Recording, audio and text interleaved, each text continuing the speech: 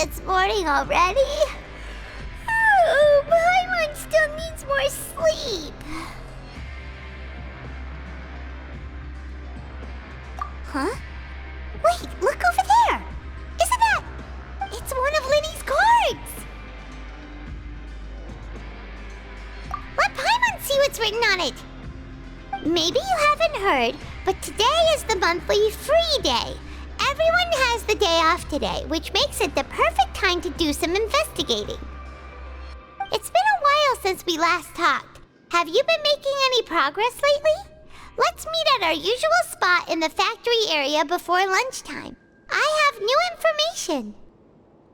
Ooh, today's our lucky day. We have the day off. From the sound of it, Lenny's been making progress with his investigation. Wonder what he's discovered. We still have some time before we meet up. Let's talk with the people here for a bit more before we go.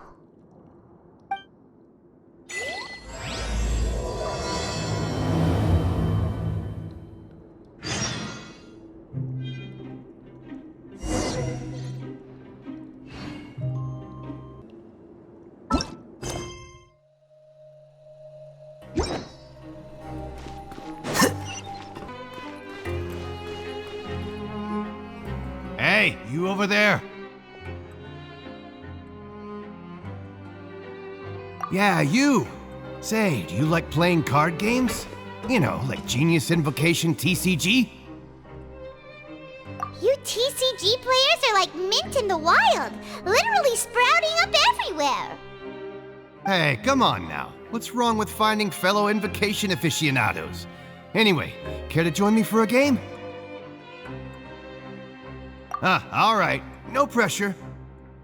But why would you be looking for people to play Genius Invocation in a place like this?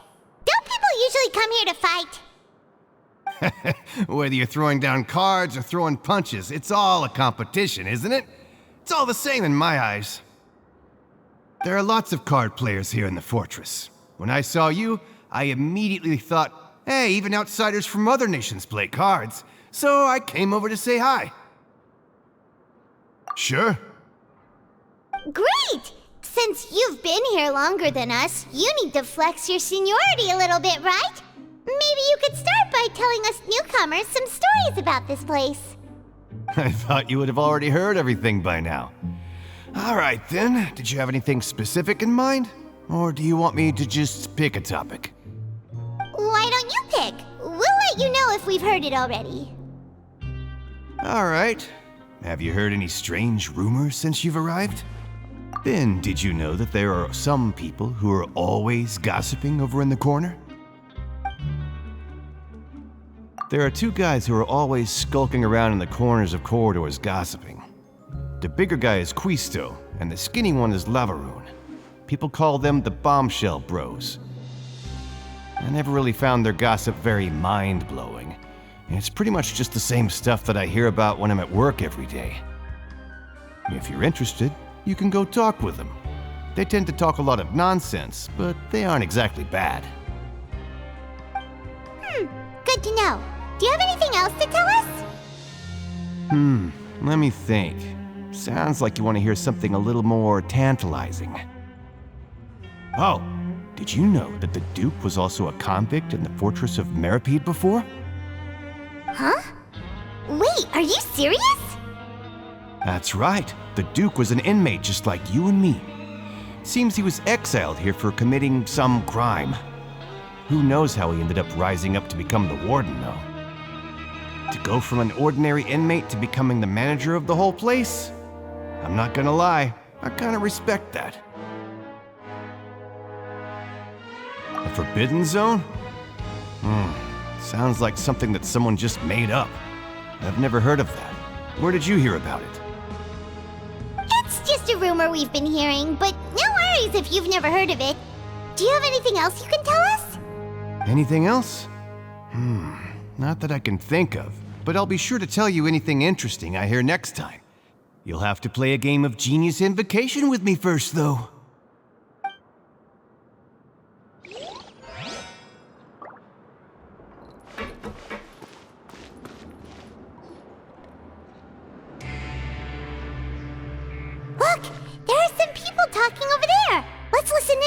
conversation.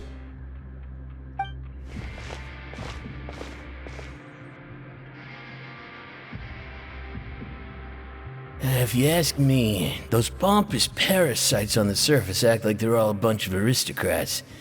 Do any of them give half a hoot about a bunch of dogs like us? Hey, speak for yourself, mate. I'm no dog. Oh, you think you're special or something?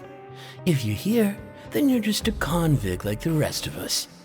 I've heard that even if you're released after serving your sentence, going back to life on the surface ain't any better. Once a criminal, always a criminal. We're marked for life. I don't buy that. Hey, how cool would it be if the whole world was destroyed by a giant flood and everyone had to start over from nothing?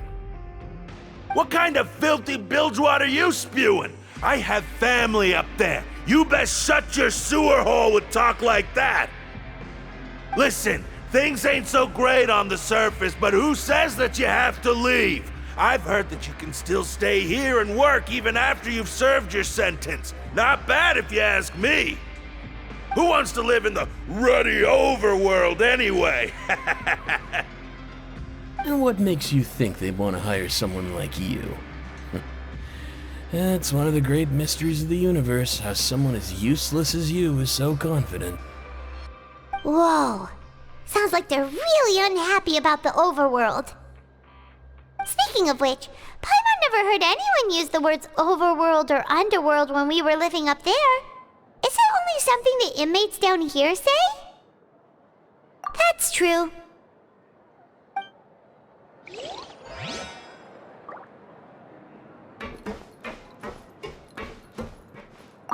Anyway, I've already decided to stay here. Wish I could say the same.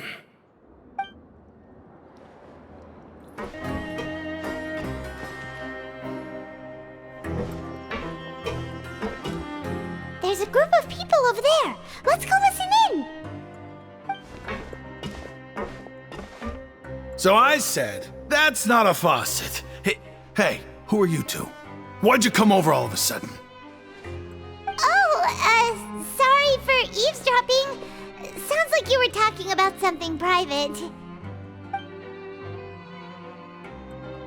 What's the matter? They're just looking to join in on our fun, that's all. Hey, don't pretend like it's okay for them to just interrupt us like that. Yeah, fine. You're lucky we don't mind extroverts that much. You hear that, Quisto? What nice! Your expressions tell me you're looking to hear some juicy info, am I right? But before that, it just so happens that I know you two. Really? Are we that famous? You're kidding. How often does anyone get a personal tour led by His Grace himself? Practically everyone was talking about it. Word has it that you also caused quite the kerfuffle. A little mistake, huh? I like the way you put it. You see, people with a good attitude can join our group anytime, unlike some of the others here. Your group? I'm Quisto, and this is Lavaroon. People usually call us the Bombshell Bros, but don't worry, we're not playing with bombs or anything. It's just that our information is always so explosive, and we blow minds on the regular. So, you two really like to gossip? Whew, you sure know how to embellish. No, you don't get it. Knowing intelligence will make things better for you here. For example, knowing who's working with whom, who has the latest rumors, who's not getting along. Wouldn't you like to know all that? Whoa, all this info's worth something, you know? You should prove you're worthy of it. I don't mind him. Quisto's always this way. Just play nice and say something to massage his ego. The welfare meals. Talk about the welfare meals. Right! That meal we had yesterday was super delicious. Paimon can still taste it whenever she closes her eyes. Is that so? To tell you the truth, I've been helping out with making those welfare meals. I've been working as a kitchen assistant for about a month and a half now. Oh, so you're the one who made those delicious steaks. Amazing. You could be a professional chef. You are correct. I am a true professional. In fact, I even went to culinary school. But enough, since you like my cooking, I guess that means we share similar tastes. Listen carefully. This little bombshell will help you learn what's really going on here in the fortress.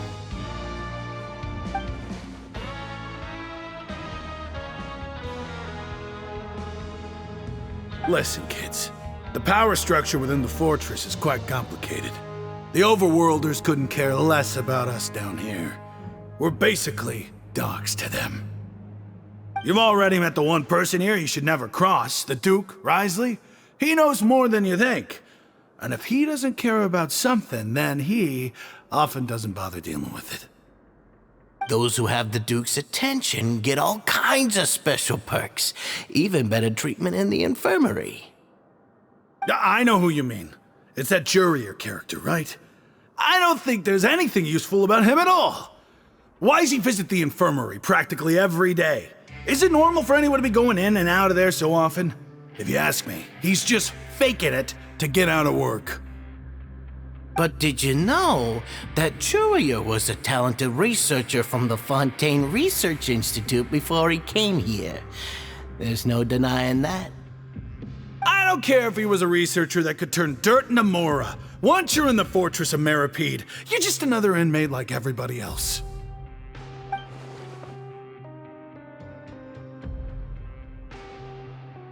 Speaking of which, the last time I saw him, he was passing by in the corridor with Lorvine. I also heard they started arguing in the library and got into a fight, right? Guess that's just how terrible of a guy he is. You mean he hit a woman? Wow, I never imagined he was that bad. But that Lorvine's also quite the odd one, you know? She's always gabbing away, got into a fight with a man, and she also got sent to the infirmary. Come to think of it, I always see her going to the sick bay every couple of days, too. Wait a second. You don't think? Do you think could it be that they're secretly meeting there to go on dates? But it's really hard to imagine. After all, I do remember seeing Lorvine beat Jurier to a pulp that one time. And we might be overthinking things.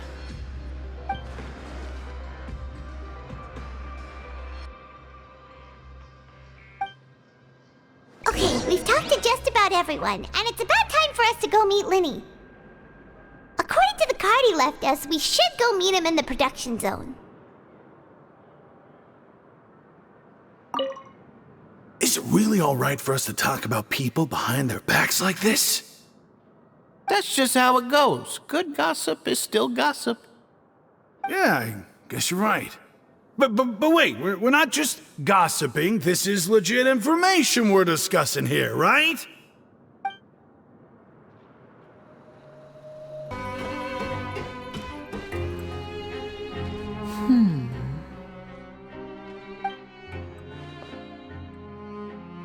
Huh?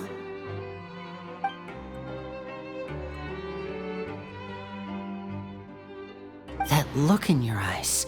You found something? Hey, this is no time to be modest. Just tell him we found a boatload of information. Oh, as expected of the legendary duo, you have my full and undivided attention. Huh. I'd have never guessed that myself. The rumors swirling about this place are unreliable after all, and Master Child probably went missing because he found a way out. He is a harbinger after all. I suppose he's much more resourceful than I initially gave him credit for. Unfortunately, this isn't enough for our final report to Father. We need to find out Master Child's exact whereabouts. Father told me that even though Master Child said he was just coming to Fontaine for a vacation, he actually had some personal reasons. His agenda might be linked to his disappearance. His escape route is already flooded, so we'll have to task someone with professional diving skills to chase after him. Well, when you put it that way, it's obvious that only Fremine would be up to the task. Bingo! Is he around? He's working today. Coming here as a group would have attracted too much attention. I'll talk to him about it later. It's the least I can do. We're all in this together, so it's only fair for us to fulfill our end of the bargain. Honestly, I'm far more impressed by you guys managing to collect all this information right under Risley's watchful eyes. Collecting information has always been our strong point. Now, let me think.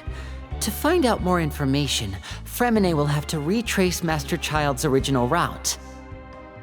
And if he's to do that, he'll have to set out on the next pipe cleaning day at the earliest. That's 6 days from now. And after that, he'll probably take another 2 or 3 days to return. You can even estimate how long it'll take for him to get back? We've been working together for a long time. We know each other's capabilities like the backs of our hands. Traveler, what say you to meeting here 9 days from now? We'll be able to pick up Fremine while we're at it, too. Oh, and there's just one last thing we'd like your help with. Though we can just sit back and wait for Fremine's report on Master Child's whereabouts, we still need to make more progress on the investigation of the Forbidden Zone. Fremine's no master of disguise. Lynette's still working on getting intel from the other areas, and I'll need to spend some time helping Fremine prepare for his diving mission. So, you are the only ones we can count on. What do you want us to do? Will it be hard? Well, I won't call it easy per se, but I think you'll be able to pull it off. Listen carefully. You'll need to find an excuse to get into the infirmary and investigate the room and environs. You've mentioned several sketchy-looking people always meeting at the infirmary earlier, so it probably has something to do with the secret we're hoping to uncover. You've already met the head nurse, so she'll be less suspicious of you. Investigate the internal structure of the infirmary and any active dealings within, and pass those on to me alongside anything else you're able to discover. But also, there's no need to take risks. Don't forget, safety always comes first. My apologies, I just started rambling out of habit. It was almost as if I was talking to my younger brother. But that's not a bad thing, right? All right, then we'll head out as soon as we finish our prep. Let's go our separate ways for now then. Don't forget, we meet here again in 9 days. Stay safe.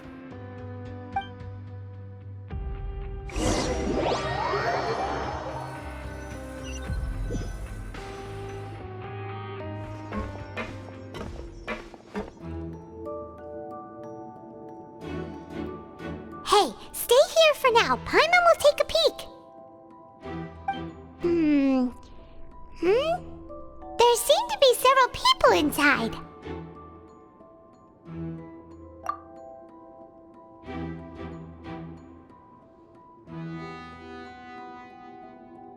Right.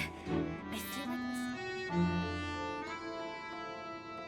It's not impossible. So...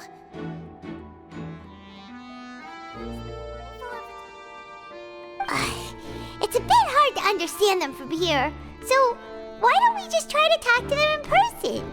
Let's go as soon as you're ready.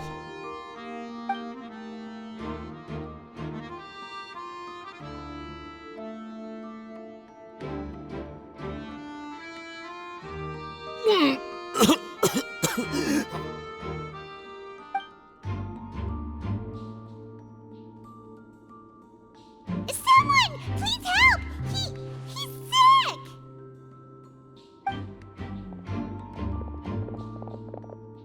Whoa, are you okay? Oh my! What's wrong, little one? There's no need to panic. Take a deep breath before you begin. The traveler started complaining of a stomachache, and then nausea, and then collapsed onto the ground.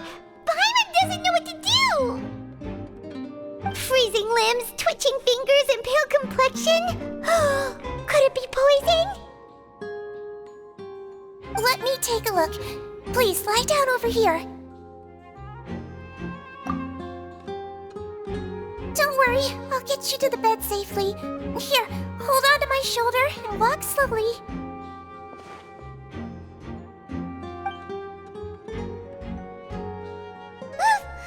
You can do it, Traveler!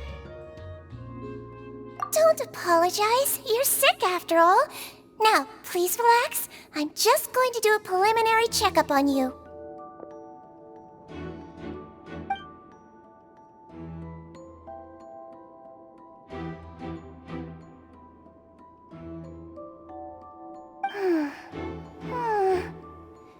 I see now. My checkup has confirmed that he's not in any mortal danger. That's our worst fear out of the way. Eh? Oh, that's good. But I'll continue my diagnosis of the patient now. Please, relax and take a deep breath.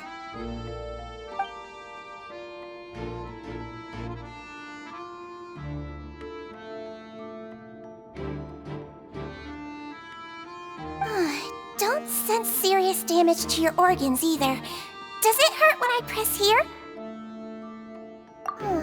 And here? Huh? But based on my initial checkup, there shouldn't be a problem here. How strange.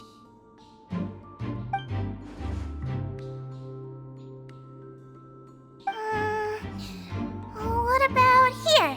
Does this hurt?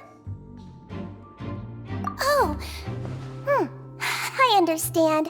So that's what it is. I think you just ate something that disagreed with you. That's all. Nothing too serious. Outside of a pretty bad stomachache when it decides to act up. So that's what it is. Thank goodness it's not anything more serious. And there have been other inmates complaining about the food recently. I'll inform our head chef, Mr. Woolsey, of this problem as soon as possible. Congratulations! The health risk is incredibly low, so you should recover within a couple days. Why don't you take a rest here while I go get some medicine for you? Miss Levine, I'll have to trouble you to help me look after this new patient while I'm gone. Very well. And she hopped away just like that.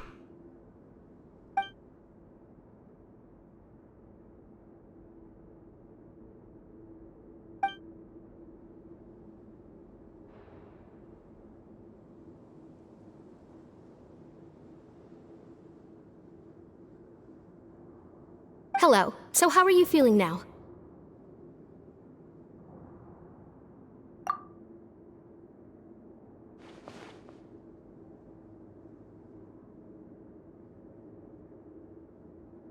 His stomach ache's really bad. He was stumbling about the whole way here, so Paimon's really worried.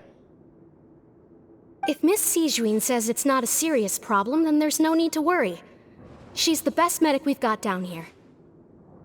But it also looks like she's the only medic you've got down here. Well, that's true. What do you mean, that's true? That's really misrepresenting the situation. Of course I can't speak for the whole fortress, but it's not like everyone imprisoned here is useless, you know? Though they may have committed crimes and gotten locked up here as a result, they still know a thing or two about medicine, and they help Miss Sishuin take care of the sick and injured. Yeah, you're right. But did you have to lecture me about it in front of another patient? Aren't you a patient too? Where did all your energy come from? That's correct. Sorry, I got a bit ahead of myself. Are you two also sick? We've been sick a while. I come back every once in a while for checkups, and to pick up the medicines Miss Sijuin prescribes for us. That's just the nature of chronic illnesses. As for her... You could say she fancies herself as Miss Sijuin's capable helper because she learned a bit of medical knowledge ages ago. Please watch your mouth, Mr. Jurier. Don't forget that you are the primary reason I have frequent heart palpitations. Hey, don't start arguing now! Please, keep it civil at least!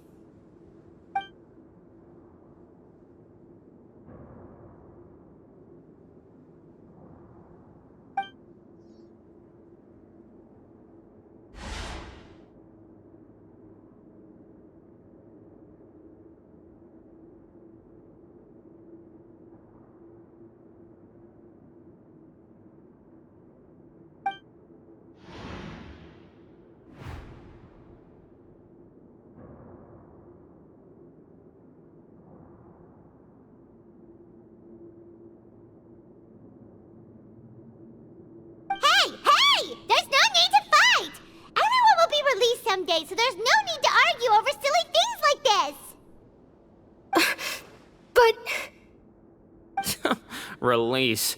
It's way too early for us to even think about that. And who the heck knows if we'd even be able to continue our previous lives?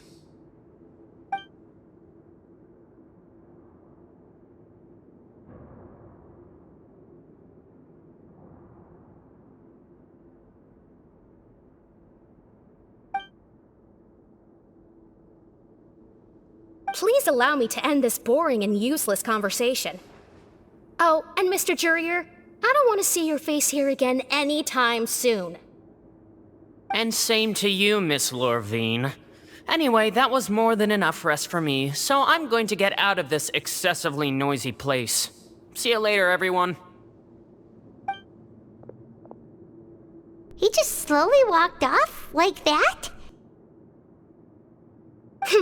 That's just what he's like. I'm sorry you had to see all of that. I'm Lorvine, and that's... Well, his name is Jurier, but I hope you'll never have cause to remember his name. You really can't stand him, huh? I mean, can you blame me? Look, who would like someone who's as arrogant and obsessed with weird research topics as he is? But there's no need to keep dwelling on him. I'll accompany you two for a while. Miss Zishwin should be back soon, and I'm sure you'll feel better as soon as you've had some of her medicine. No, it's nothing. I'm back! Did you rest like you promised? Thank you for getting our medicine, Miss Zishwin. Did you all cooperate with your bed rest? I trust that nobody got up to walk around. Good. Here, this should be 2 days' worth of medicine for you. Take 1 pill now, and then continue your bed rest.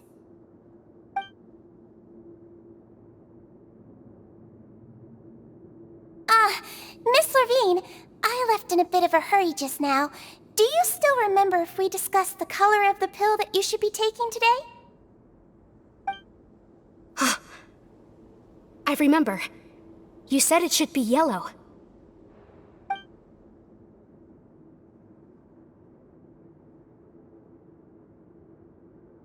Yellow, huh? I understand. These are yours. Please, make sure to go to bed early after taking them tonight. You'll benefit from a good night's sleep. All right, then I'll also be on my way now. I hope you feel better soon, too. See ya!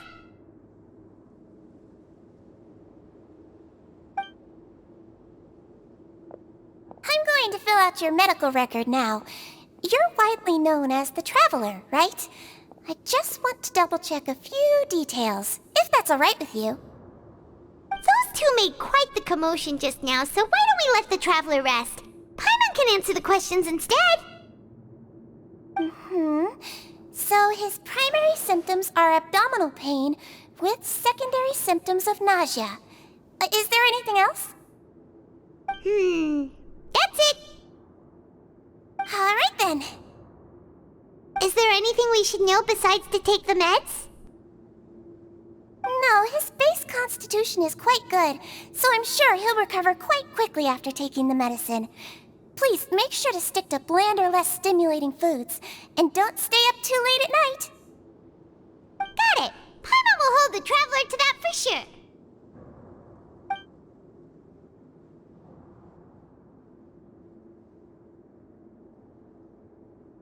Oh, you're going to take a nap already? Okay then, you get some rest.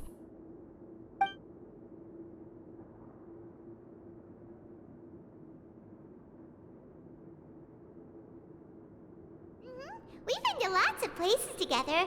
He may look a bit under the weather now, but he's actually super strong. So you're the best of companions. Well, don't worry, he'll recover soon.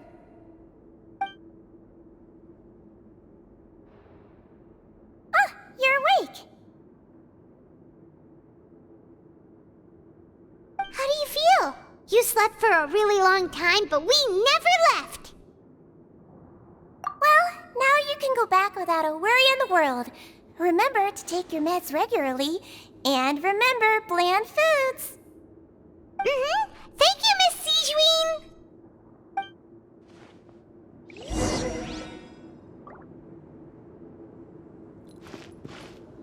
Seems like a lot of people have been coming down with an upset stomach lately. I'll need to address that.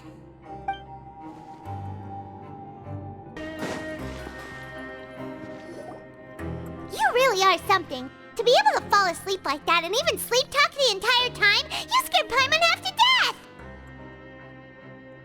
No, but you kept mumbling things along the lines of, Pyron, go take my grilled fish and put down the Adeptus Temptation now! Paimon talked with Siegeween the entire time you were asleep. She seems like she's just a sincere nurse, and Paimon didn't notice anything unusual in the room. Are you sure we're not going off track with the infirmary?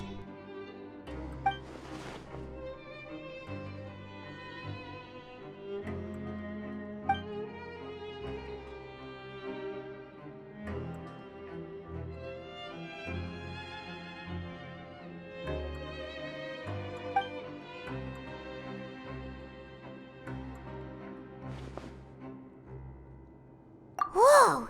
You really are super thorough! All those tiny little suspicious things that Paimon didn't even pick up on! We've gotta give the info to Linny!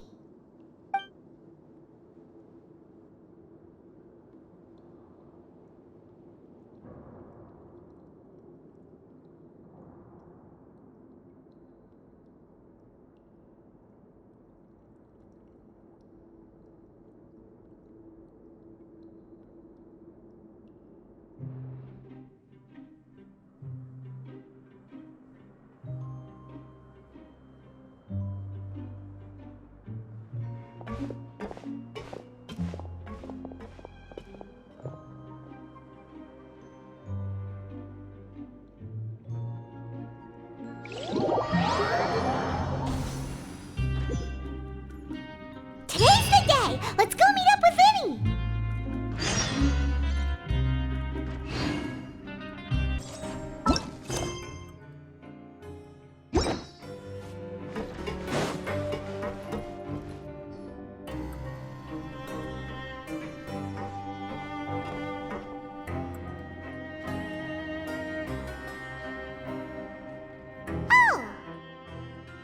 Hmm?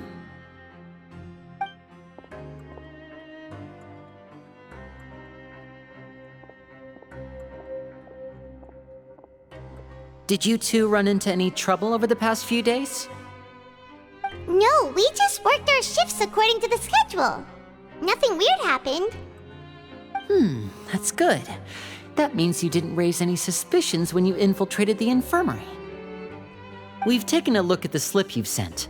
Fremine successfully left the grounds via the pipes 2 days ago, and as of last night, Lynette has also infiltrated the infirmary after faking an illness. Wait, why is she getting involved as well? You already went above and beyond when you scoped out the infirmary. To put it more bluntly, even if we were to view that as something you did in exchange for Fremine's help, you've already done more than enough. Infiltrating a guarded stronghold is a different kind of job from a one-off investigation. We want to avoid using the same faces over and over and reduce the amount of suspicion that will fall on any given person. Lynette also felt like you have already taken the first step for us, so she should be the one to finish the job. So that's what Lynette thinks. Oh, Paimon hopes everything's going well for her. Then, let's go check on Lynette before Fremine returns. If everything went well, then she should be wrapping up her investigation right about now. Is now really a good time to go over? According to my observations, Siegeween always spends around half an hour away from the infirmary right before lunch. Lynette knows this as well, so this should be a good time to meet up with her. Also, I'm her brother, remember? It's only natural for an older brother to care about his younger sister's well-being. Okay, then let's head over right away!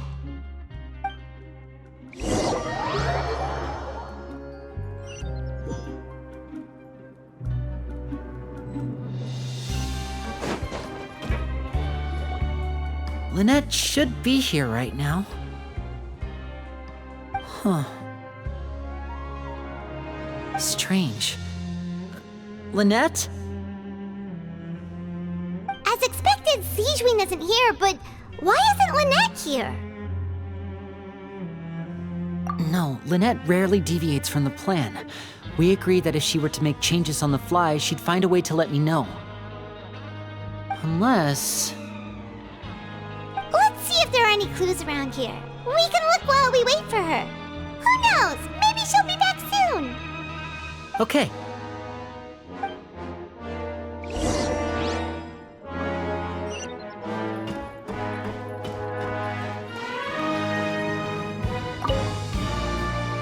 There are some books here and a few files.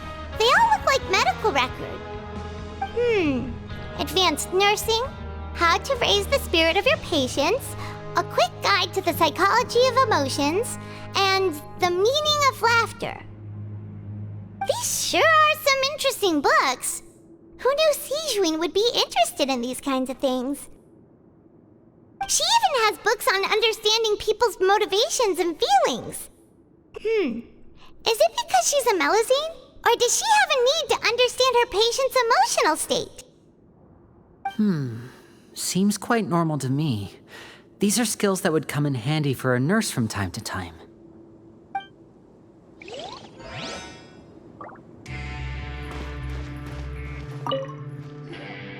None of the beds have any signs of having been slept in, except that one over there. That's the one Lynette must have used, right? You said she was pretending to be sick. She would have said her migraine was having a particularly bad flare-up. Generally speaking, the head nurse would then ask her to lie down and rest while she left to retrieve the medication. Which means either the head nurse didn't return the entire time from when Lynette laid down up until she left the bed, or the nurse intentionally left it this way.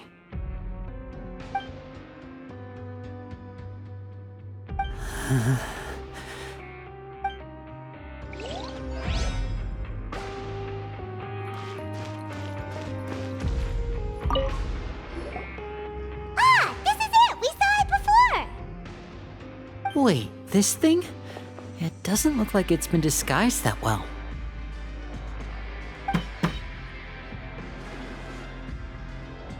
The space behind it is empty. From its size, I don't think it's an entrance that is meant to be taken apart. There's probably a mechanism around here somewhere. Could Lynette have tried to get inside? But if that's the case, she would have contacted me for sure. Let's look around here for some more clues. Don't panic, just take another look.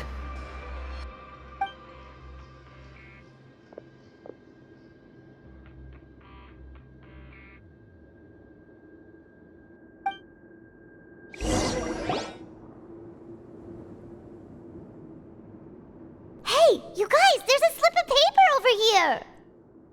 A slip of paper? It's right over here, and there's a bunch written on it too. It reads, "Out of respect for your usual practices, I'll use a piece of paper or card as the medium to pass on my message. You may consider this as me giving you my best regards." This is... Is that all? The back. This is... Show me! Now! That look on your face. Paimon's reading it now. Would you care to guess where Miss Lynette of the Fatui could be right now? No. Could she have... Is she already... Writhsley. Did he deliberately leave the infirmary unguarded to use it as bait? Wait, you mean he was aware of our goals from the very beginning? But why? We didn't run into any trouble last time, and he also never reached out to us since.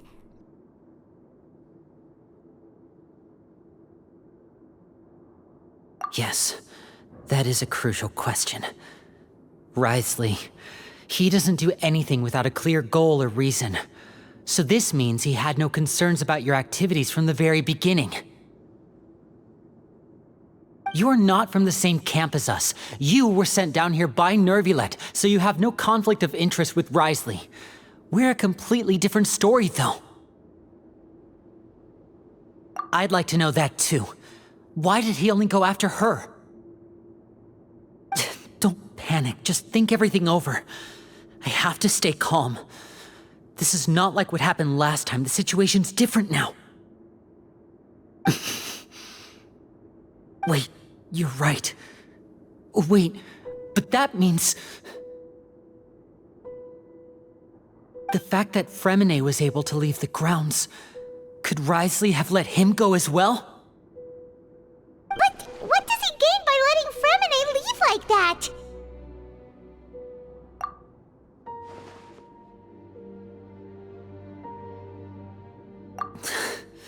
So he's challenging me and trying to provoke me, I'm sure of it. We never should have sent out Fremine. We had to go through all that trouble to find an opening to sneak him around the guards and into the pipe, and we even thought luck was on our side. If Wriothesley let him leave on purpose, then he's probably in a terrible spot now as well.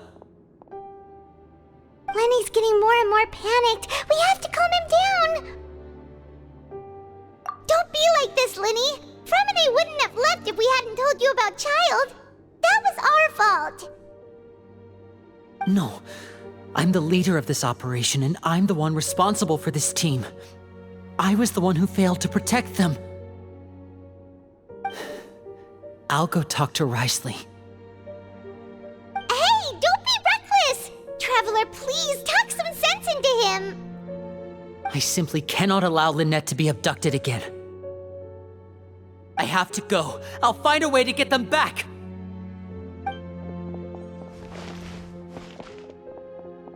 He's rushed out the door! After him!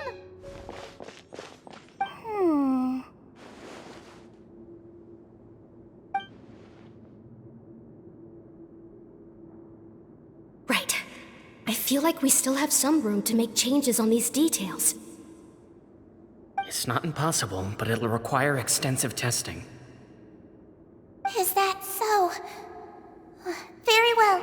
Then please be mindful of the time.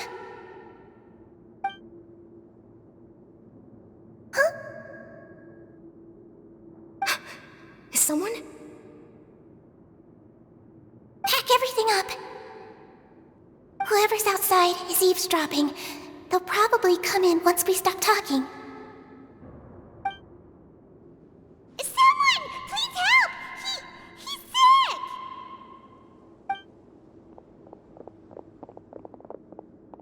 Whoa, are you okay?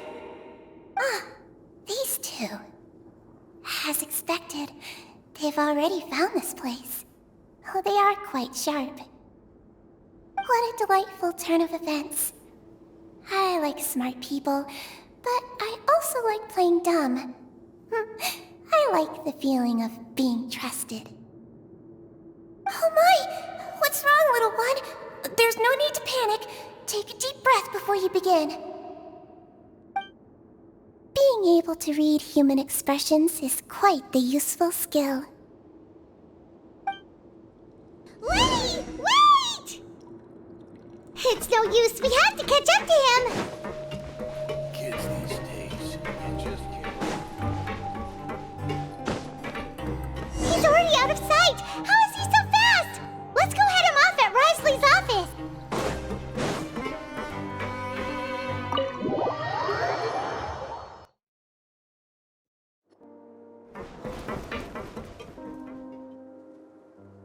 Come out and face me, Wriothesley!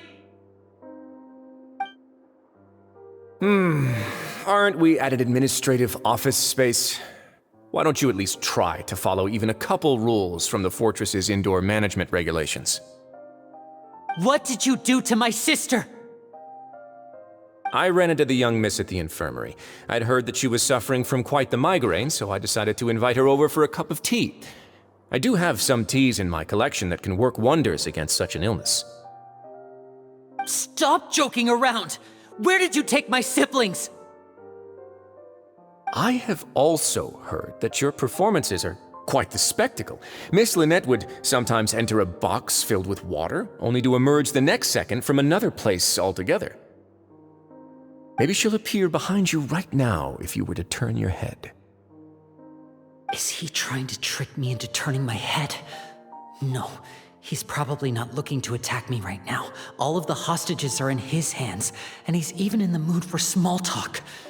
That means Lynette is probably still alive. You knew we were investigating the infirmary from the start, so you deliberately aroused the Traveler's suspicions and baited us into continuing our investigation, just so that you'd be able to kidnap Lynette. As for Fremine, no, you probably didn't even interfere with Child's escape. You let him go, so you could purge the Fatui members that we had planted into your ranks. There was no need to do so. The Fortress of Meripede is a pretty pleasant place. Most people enjoy their lives here. The only ones who act differently are those with personal agendas. It was quite easy to identify your colleagues. You removed our original members and spread the news of Child's escape so Father would assign our team to come down and investigate. Fremine has also fallen into your hands, right? If you're oh so omnipotent and so in control, why would you need hostages? One correction. Lynette is in my hands right now, but Fremine is not. He's not? What do you really want? Lenny! Oh, wonderful. Everyone is here, so I'll only need to say this once. Thank you so much for cooperating with me. Eager and to the point, I see. Alas, only Miss Lynette is currently having a cup of the fortress's finest tea.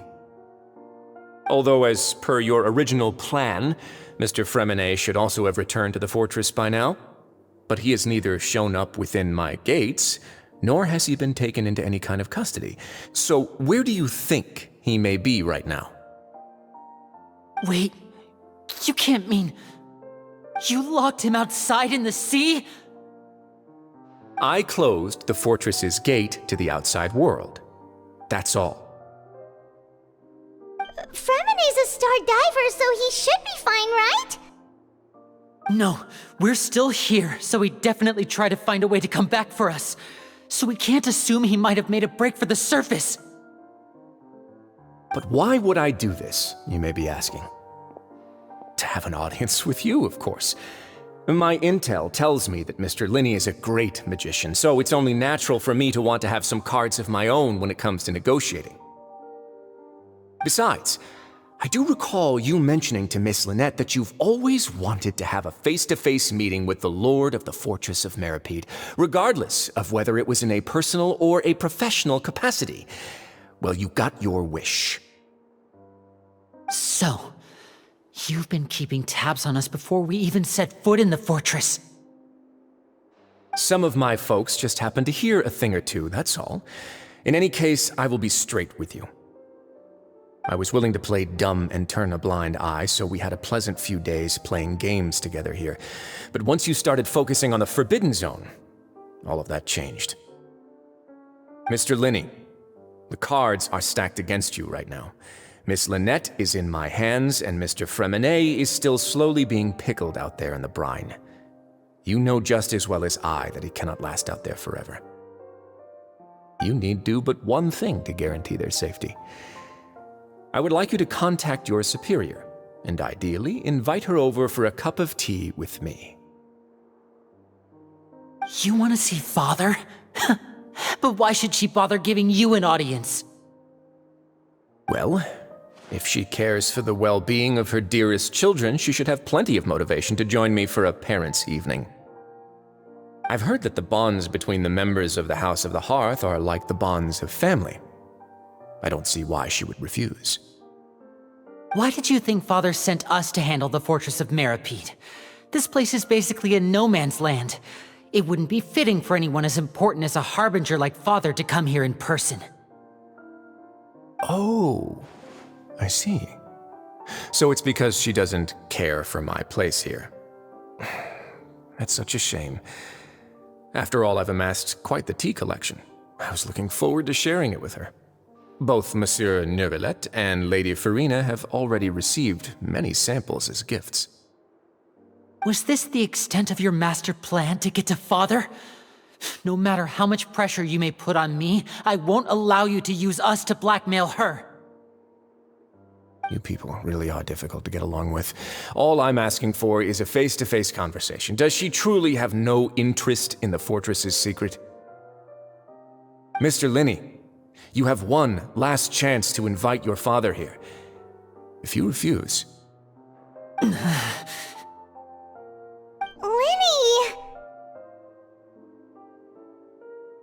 Instead of asking why I'm doing this, why don't you try to see things from my perspective for a second? From the very beginning, the Fatui has been actively infiltrating my fortress. I gave you a warning by cutting off the first few operatives I found, but that only caused you to double down. Had you given up on the fortress then and there, I'd have no reason to want to talk. Mr. Fremenet left the fortress on his own, and Miss Lynette tried to pry out my secrets right in front of me. No matter how you look at it, the responsibility for this falls on you. I shouldn't ask Father to do anything because of us. 6, 5... Wait, 2, 1. Time's up. It really is a shame, Mr. Linney. Risley! Negotiations have broken down. Please leave, ladies and gentlemen. It's time for my afternoon tea. Yeah, listen to the Traveler. If you can't talk to Linny, can you at least talk to us? You do realize that I'm only letting you go because of Neuvillette, yes? You're here helping him out, and I've already done my best to stay out of your way. But that doesn't mean you can just do whatever you want. The fortress may be small and remote, but it still has its own set of laws. Then how about this? Those who are capable deserve respect. You've spent quite some time investigating my home turf by now, so why don't you tell me a thing or two about what you found, I'll ask you 3 questions. Answer all of them correctly, and I'll agree to your request. Question 1. Regarding the hidden rules of the production zone, what is the truth behind the one about not being allowed to work for 3 days in a row?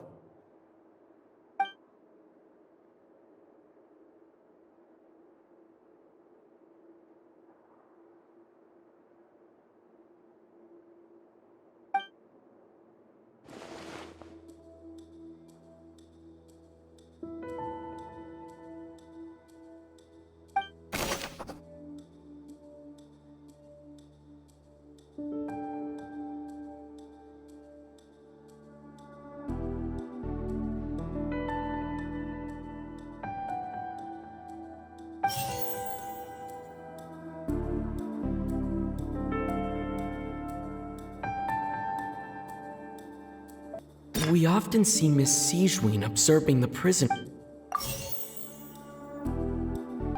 I've been told that the infirmary is always empty. The research notes said that the Melusine race perceives the world very differently.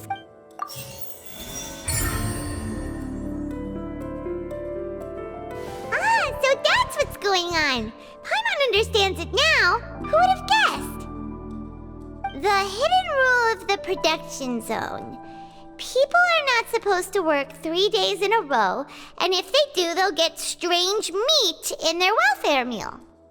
At first we thought this strange meat must have something to do with the people who disappeared, but in reality, they were all prepared by Sigewinne, the head nurse. She often visits the production zone to observe the workers' health and makes a note of anyone who has worn themselves out after 3 full days of work.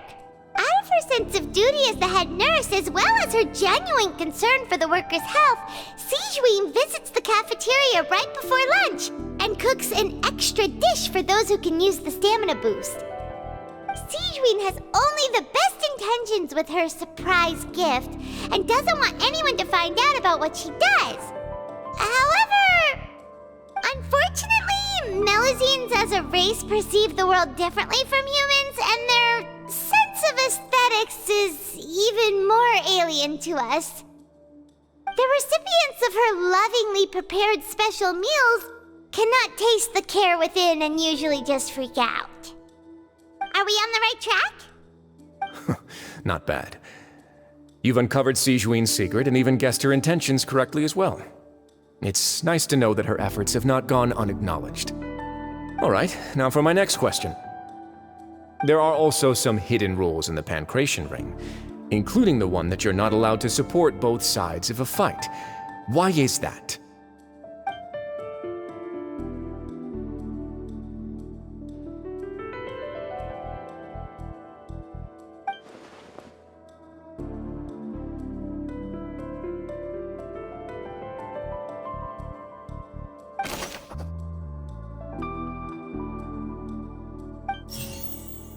The Fonta promoter has been struggling because Fonta's internal reports. We often see Miss Sigewin observing. According to Collins, the Pancration tournament.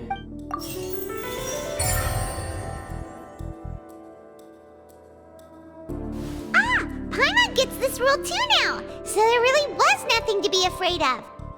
That hidden rule of the Pancration Ring is about how, people are not supposed to bet on both boxers at the same time. And if they do, they'll receive a package containing a strange, blood-colored liquid. People get scared when they see it because they've subconsciously begun to associate it with the missing boxer. But really, it's just a bottle of the latest yet-to-be-named and packaged new Fonta trial product. A blood-red drink. It's no wonder even Fonta's own staff were questioning the company's decision-making. The company, facing backlash from its own staff, decided to try to trial the product on a smaller scale to see how it might be received by customers. They came to the fortress of Meropide and offered to sponsor the Pancration tournament so they could push their new product. But the Duke completely refused to even entertain the idea.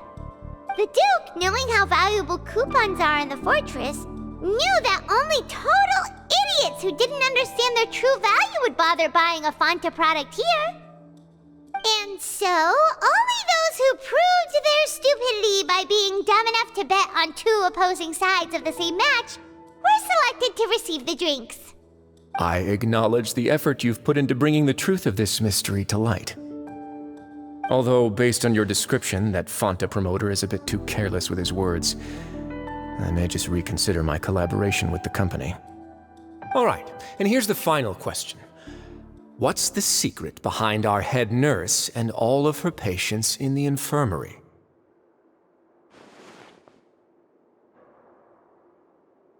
Stop your cruel and pointless games, Risley! You know that we haven't finished our investigation, so there's no way we can answer the last question. The thought of sparing Lynette and Fremine never even crossed your mind. You'll pay for this!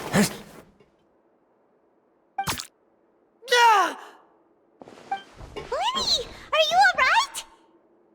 Oh, close one.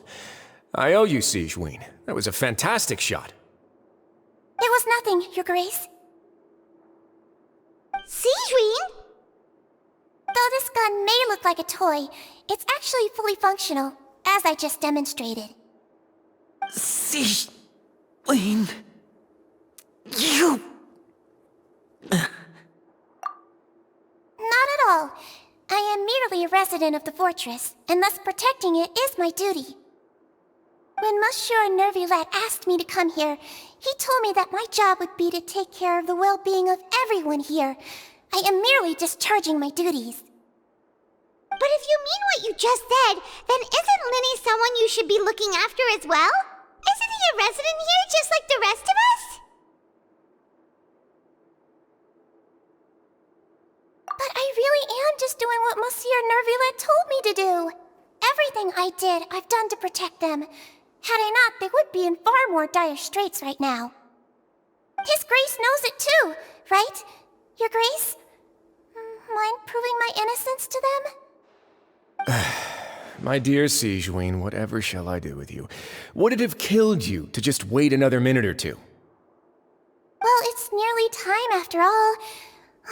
The way you do things can be truly frustrating sometimes, Your Grace. I figured I should try to talk some sense into you. What are you talking about? What time?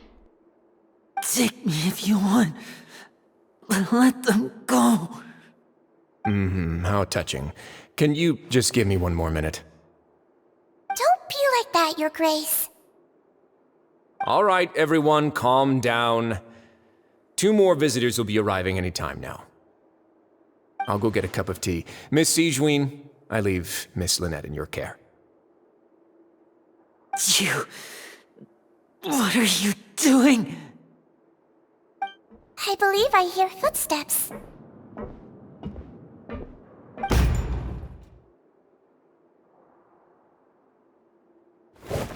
Some space, please. Ah, Miss Clarande. My door. Fremine. Fremine! What's going on? What is Clarande doing here? Work. I'm sorry about shooting you, Mr. Linney. The tranquilizing effect will begin to wear off soon. Please take it easy in the meantime, though. What happened to Fremine? Wasn't he diving just outside of the fortress? Why is he looking like this?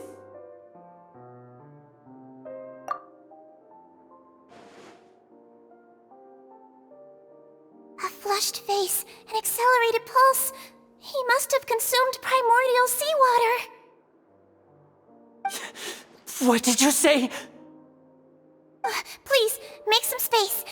I'll need to give Mr. Fremine a more thorough checkup. Your Grace, I'll leave the rest to you. I'll talk to Clarande while you get Fremine to where he needs to be. Everything else can wait.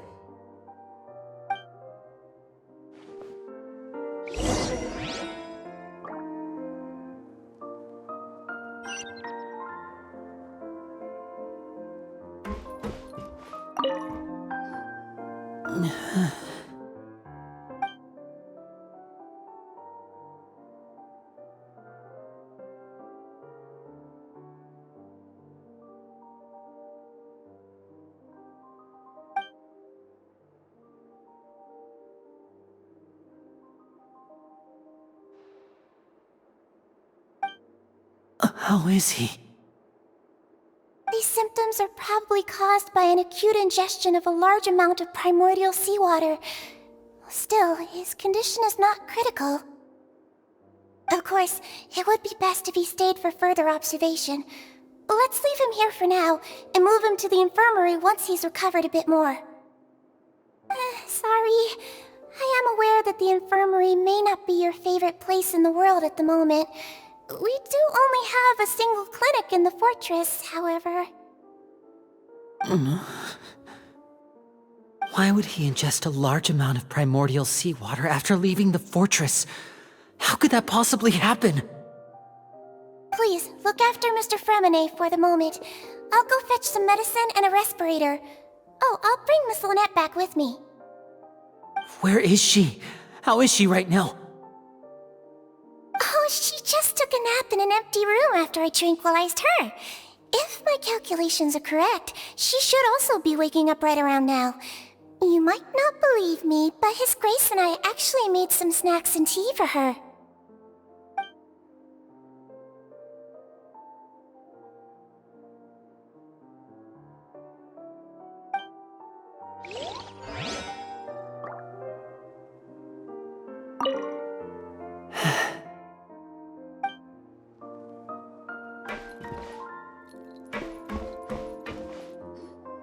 What's that look on your face? I thought I made good time on the way back. Oh, I'm just admiring your punctuality. Had you arrived just a few minutes later, Sigewinne may have been forced to shoot Mr. Linney again. How's the situation out there? The water has changed. It's pretty much as expected. The concentration of primordial seawater has increased significantly. I was only out there a short time, so it wasn't too bad.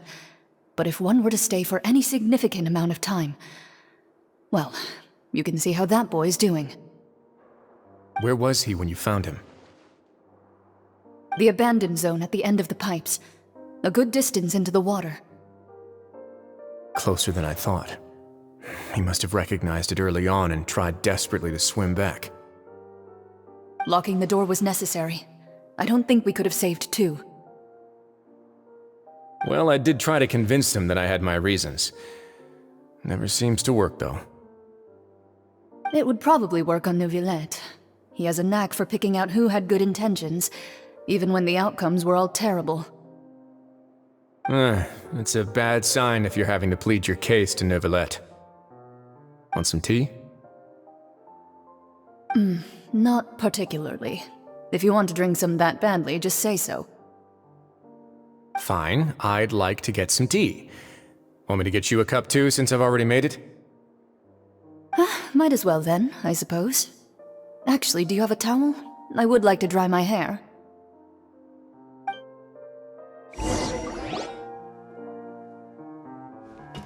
Linny, are you okay? I'll be fine. They're all here now. Don't worry about me. Are you sure? You don't look all right. My hands and feet are still a bit weak, but that's probably just the residual effects of the tranquilizer shot. I'm back, everyone. Lenny! Oh, Traveler, Paimon, you're here too. Remine? Is he...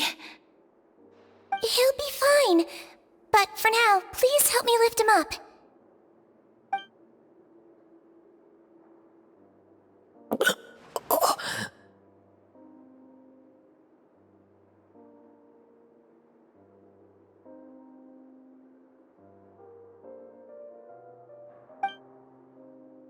His breathing's beginning to slow down. Give me a hand and help me get him to the infirmary. Yeah, I'll take him from this side. Lynette, together? On it.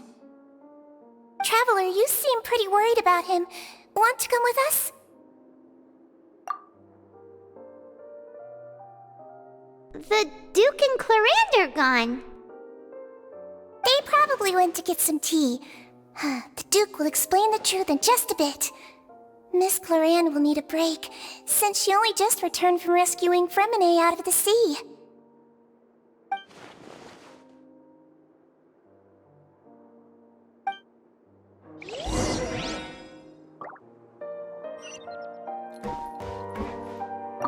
Could I tempt you with some sugar for your tea?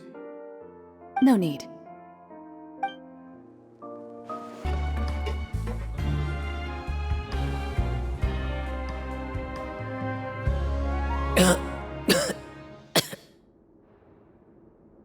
He's awake! Fremine, how do you feel? Lenny... Lynette... We're all here. Where... am I? The infirmary, at the Fortress of Meripede, Mr. Fremine, and you are no longer in any danger. How do you feel? Don't push yourself if you're not feeling up to it. Traveler... Paimon... It's been so long. The sea! There's something wrong with the seawater. Shh, it's okay. We can talk about it after you've recovered. No, listen to me. This is really serious. There's primordial seawater mixed into the regular seawater. I don't know why it's there, but no one should touch it. Pipes... Right, the pipes. It's all coming back to me now.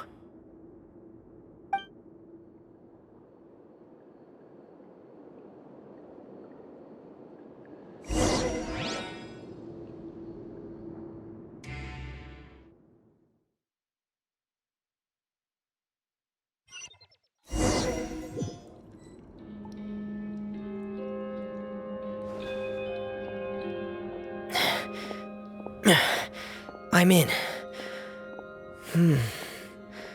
Seems like this pipe hasn't been used in a long time. It looks abandoned.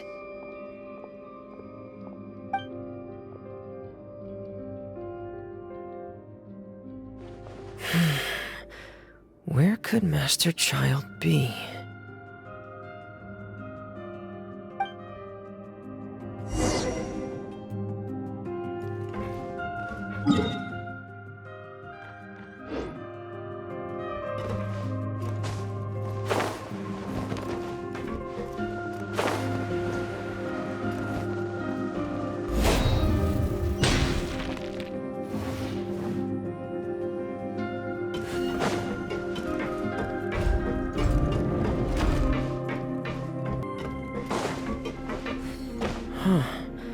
This mechanism looks like it's been tampered with. Could he have done it?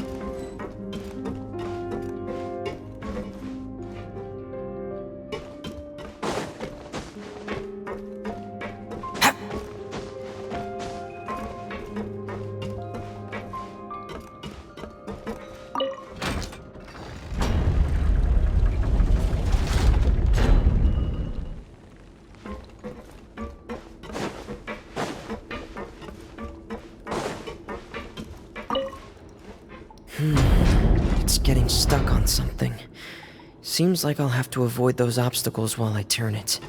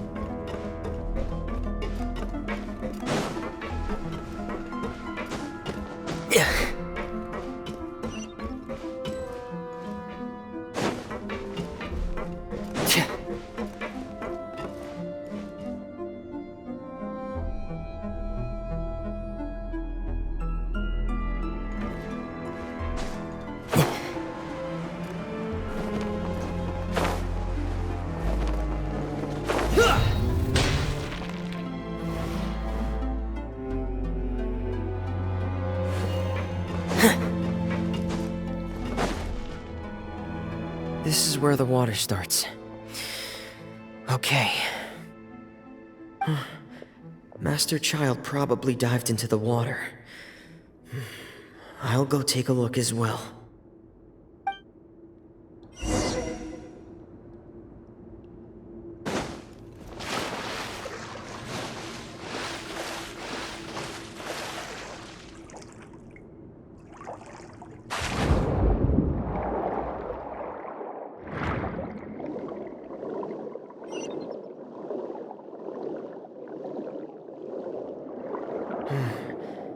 The vegetation here is a bit more sparse. These traces aren't natural. A person must have left them, and recently. I should be going in the right direction. There are traces here too. I need to keep going. The traces are gone. But I don't see where he could have gone from here. Wait, what the?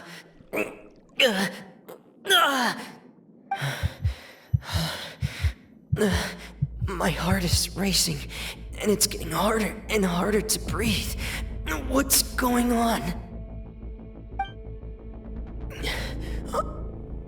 No good.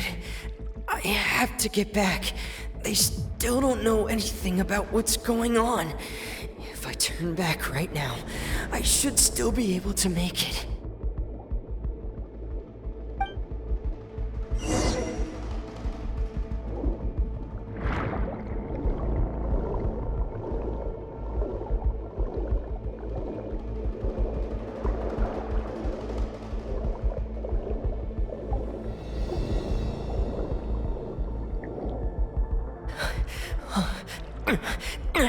I can't die here.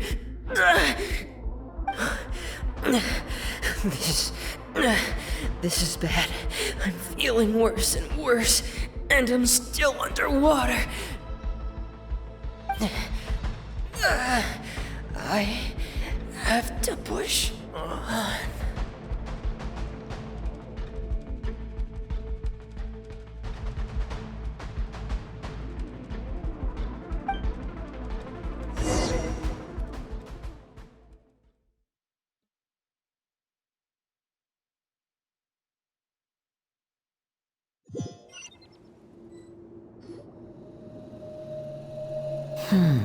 So, in other words, the trail you were following vanished, and you had no idea where Master Child could have gone, but there was also no obvious place for him to have disappeared to.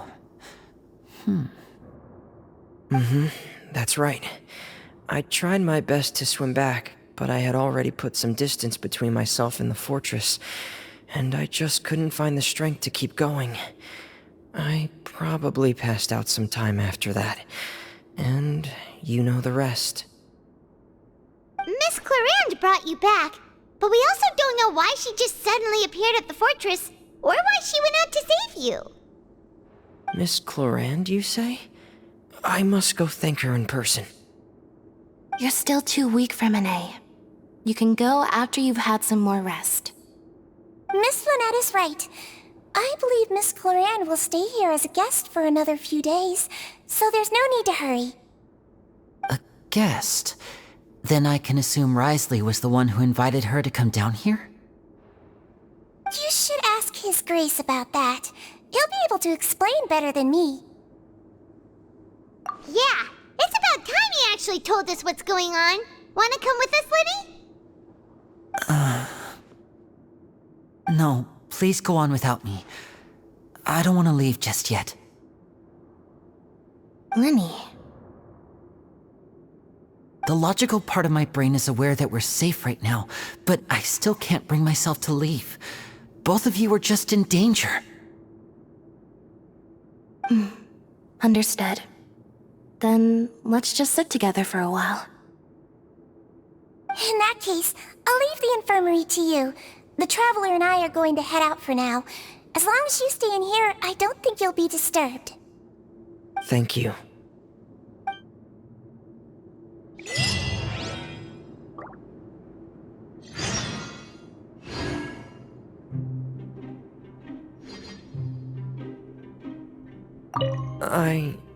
I'm so sorry, Lenny. I'm also really sorry, Lenny. I should have been more careful. Don't say that. It was all my fault. I was the one who should have been more careful. You two were nearly...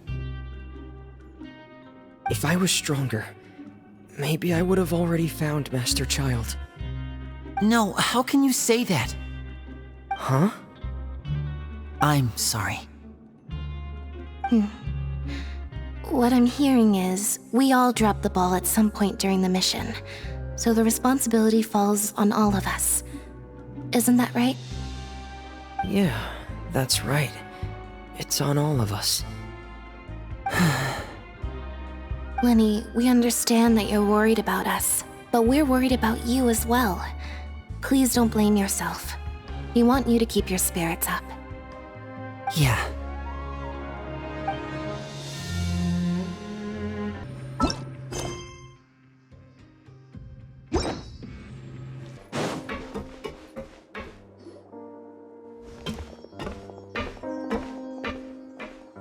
Excuse me.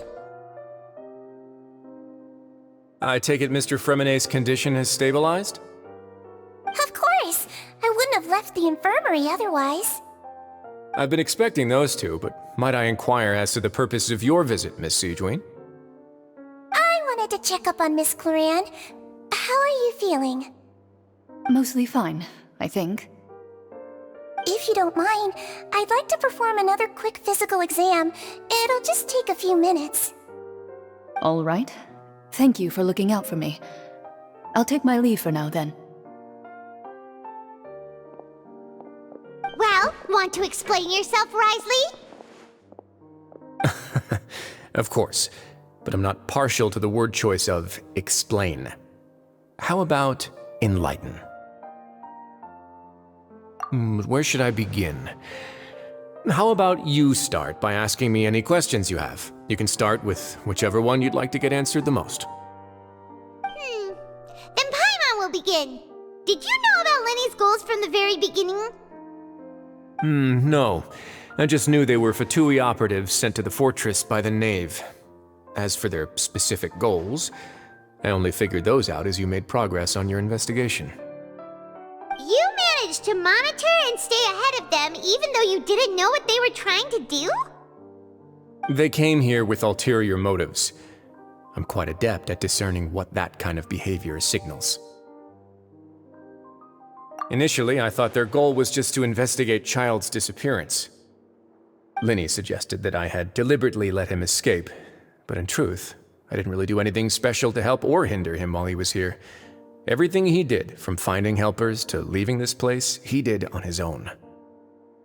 Of course, it's inevitable that the Knave would make a big deal out of her fellow Harbinger's unexplained disappearance. I'm also quite curious about where that Harbinger went, so I figured I might as well let the Fatui do their own investigative work. All I care about is the answer. So you were hoping Lenny's group would just do your work for you! You make it sound like that's a bad thing. Unfortunately, things didn't go as planned. I assume that Fremonet has told you already, the ratio of primordial seawater around the fortress of Meripede is on the rise. The Forbidden Zone has always been Lenny's target, and you got roped into that investigation after running into him. I began to intervene out of concern for your safety, and also to prevent the fortress from becoming entangled in more irksome matters. Are the rumors true? That you're also a former criminal? Why would you put it like that? Isn't staying here all day and serving as the manager of the fortress a kind of sentence unto itself? Another form of prison? I just happen to have some support from the rest of the inmates, that's all. Oh, right! Paimon wanted to ask, who invited Cloran down here? Me, of course. I paid her good mora to come down to the fortress for some field work. As a champion duelist, Miss Cloran could be considered to be an independent party. I needed to find an exceptionally capable person to help me get through the impending crisis. And saving Fremonet was part of that crisis? You can think of it like that, yes. Credit where credit is due, that boy is quite adept at diving. Had conditions not been as hostile as they were, he probably would have found the missing Harbinger already. That's not something you should be asking after. Neuvillette only asked you to investigate Child's whereabouts. All I need to prove to you is that the Forbidden Zone had nothing to do with the Harbinger's disappearance. That should be clear now that you've spoken to Fremonet. But we've already uncovered that there's something wrong with the infirmary, and we've answered a bunch of questions that you threw at us. Isn't it about time that you answer our last question in return? You make a compelling case. Do you really want to know the answer that badly? Yeah, Paimon really wants to know! Even if the truth may not be pleasant? Follow me.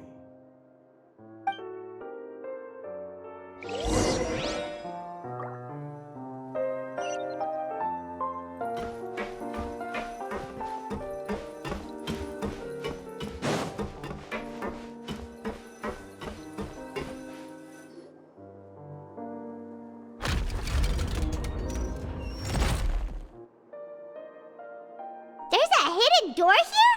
And a whole basement behind it? Huh. You're pretty good at hiding stuff, Risley. It seems you've forgotten just what kind of place the Fortress of Meripede is.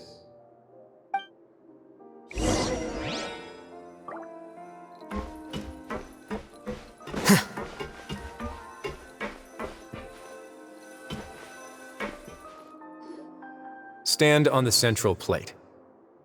Wait, is there a secret mechanism or... Whoa!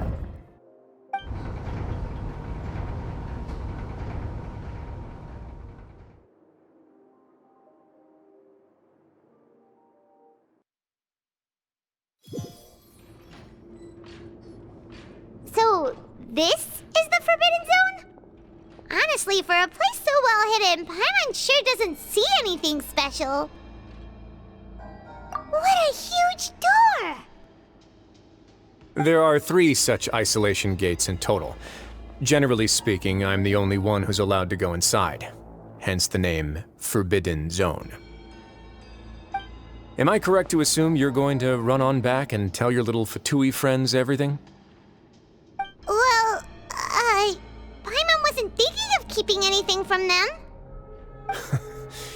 Well, I'd advise you wait until you've seen the whole truth of this place for yourself before deciding whether or not to tell them.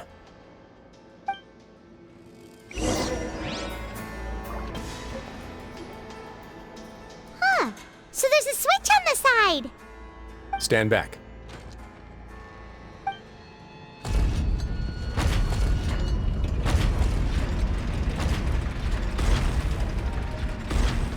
Whoa! They all just went up one by one! Go on, have a look.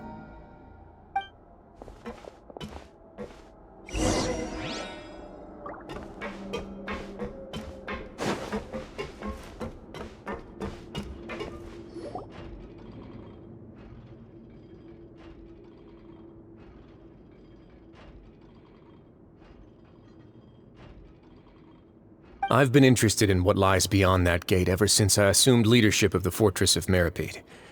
Of course, it would be unwise to recklessly open it, but it'd also be risky and negligent to simply ignore any potential danger that could be behind it.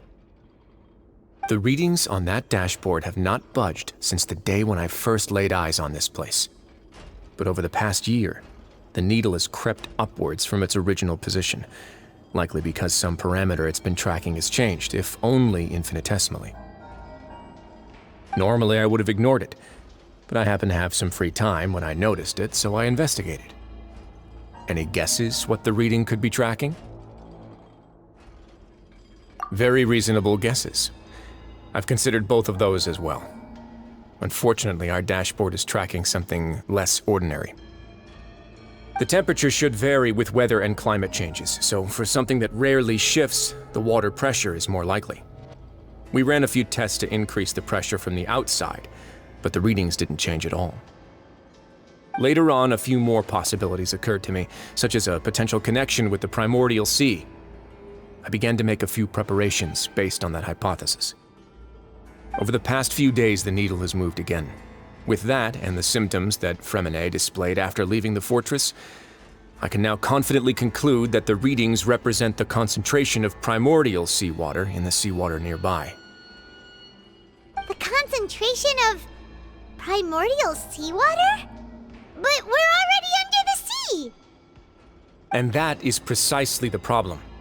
We're at the bottom of the sea, and now we're surrounded by toxic seawater. Somehow, primordial seawater got mixed in, and the concentration is steadily rising.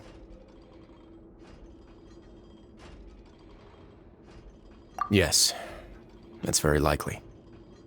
But forget about the two of us! Not even Neuvillette knows where the primordial sea could be, much less where we could find and plug a leak.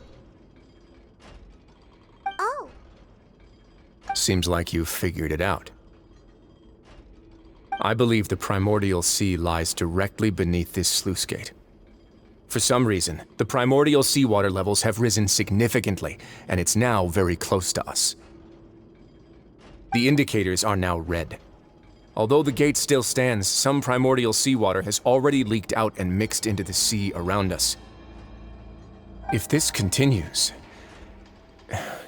soon it will no longer be able to hold back the primordial sea at all.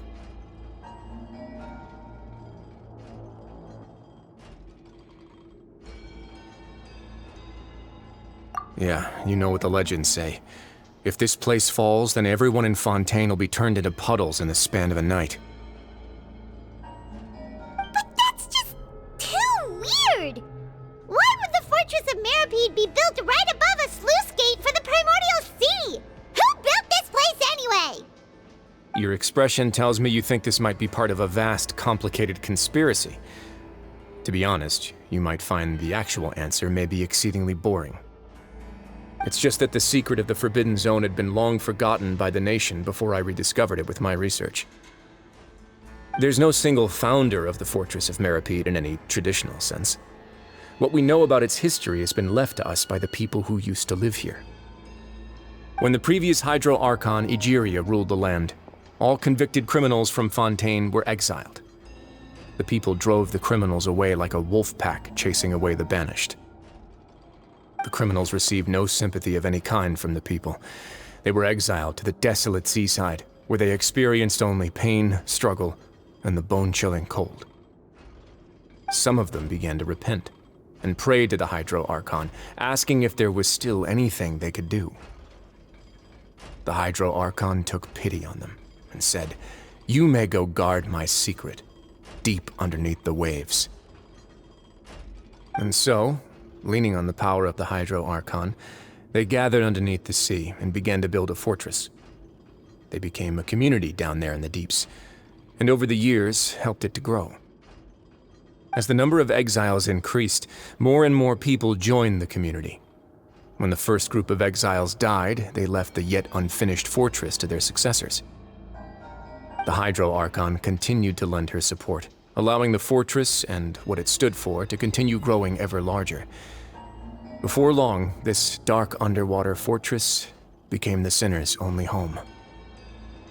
And with that, the people here stopped referring to the fortress as a prison. They saw themselves as repenting sinners who would regain their freedom once they had sufficiently redeemed themselves. But as time went on, people also realized that the fortress was a lonely place. Once they had gotten used to life here, they could no longer feel comfortable living in the overworld. Once they had finished serving their sentences, some people left and some others chose to stay. They'd find some idle position and let their withered souls fade away with the ancient secrets of the past. After many, many centuries, few people still remember the reason for the fortress's founding. Now they just see it as an integral pillar of Fontainian society, as the place where criminals deserve to be sent. Now and again, researchers manage to break one law or another and live out their days in the fortress. I learned all this from an elderly historian. Everyone else just thought he'd made it all up. But now you know every part of that history is true. Indeed. It's just as the prophecy says. If this gate fails, then everyone will be dissolved into the sea. To be frank, not really. But sadly, that hasn't stopped this prophecy from proving all too accurate. Prophecies are troublesome things. Just hearing one will create the first wave of panic. Seeing signs of it will bring about the second, and actually witnessing it in real time, the third. Let's go somewhere else. I want to show you something.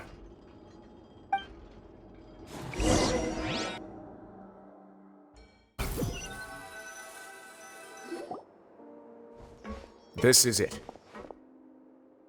Your Grace, perfect timing. The results from our last round of experiments have... Wait, Jurier, he's not alone! Huh? Lorvine and Jurier? No need to panic, you two. I've already told them about our plan. What? After you warned us not to tell a single soul about any of this? I'm skeptical as well. Are you sure they are trustworthy? The results speak for themselves, don't they? These two may already know more than you could ever imagine. All right then, if Your Grace insists. They seem harmless enough, so I'll trust them for now. Well, how about some reintroductions? This is Jurier, one of the highest-ranked researchers from the Fontaine Research Institute. He used to work under Edwin. I trust that you've heard of Edwin? He's the one who blew the whole institute sky high. Everyone knew he was a bit crooked in the head, but you're not local, so I guess it's possible for you not to have heard of him. Edwin's main areas of research were archaeum and gravimeters. As his assistant, Jurier is quite familiar with them as well. I hired him to be my technical consultant. You want to blow up the fortress of Meripede? Ah, what a lovely idea. I'm already imagining it in my head.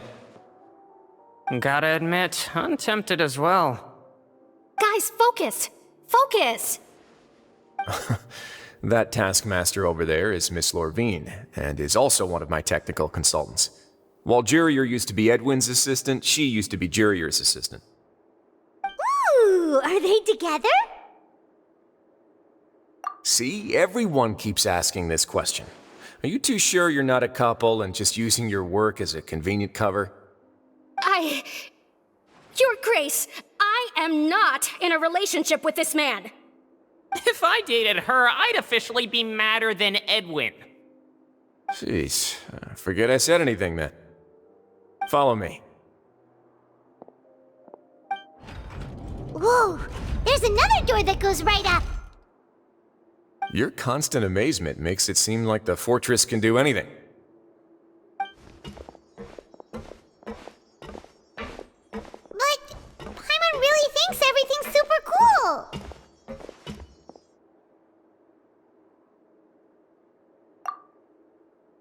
Well, let's spice it up a bit. And here you go.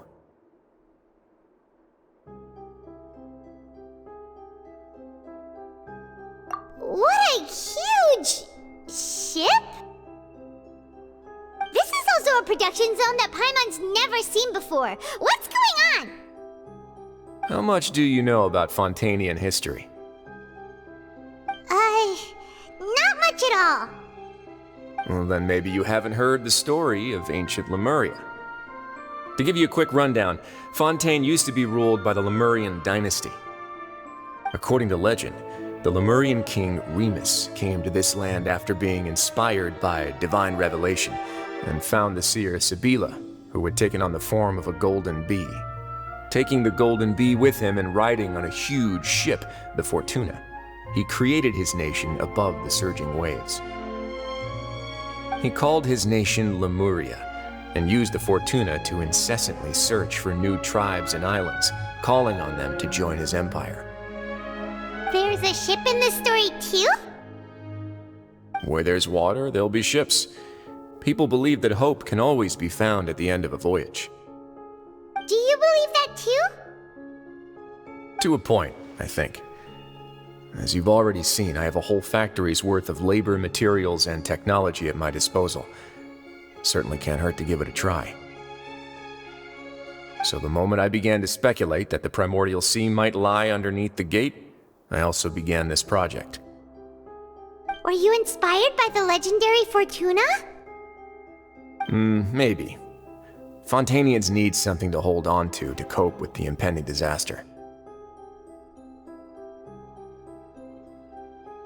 Were the workers to find out the truth behind this ship, riots would destroy the fortress faster than any catastrophe. As the fortress's administrator, I'd never make such a reckless call. Alright, that's enough talking for now. I'll need another 3 cups of tea to soothe my throat. Do you have any other questions? Seems like you're good. Come on, I'll take you back.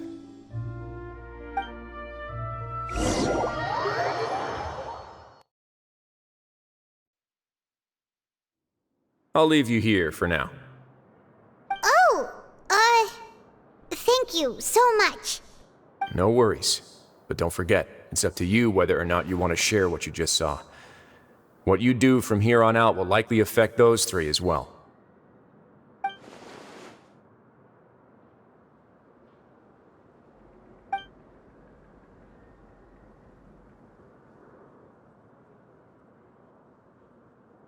Yeah, we'll put a lot of thought into it for sure. Great. I look forward to what happens next.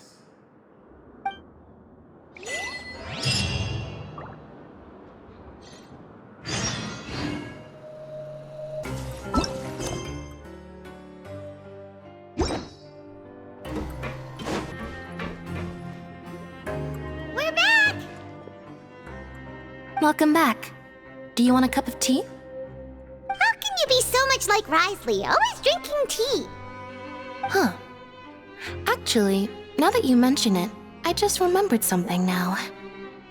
While I was sedated, I could still barely hear two people talking next to me.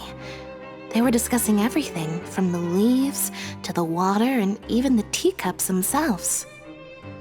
Must have been Risley and Sijwin. Yeah, I heard one male voice and one female, so it should have been the two of them.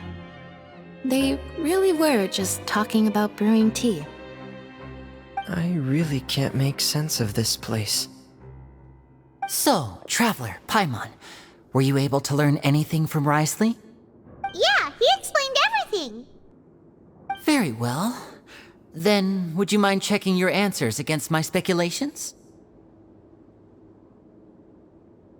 Yeah, I took the time to rest, so I'm feeling a lot more relaxed now.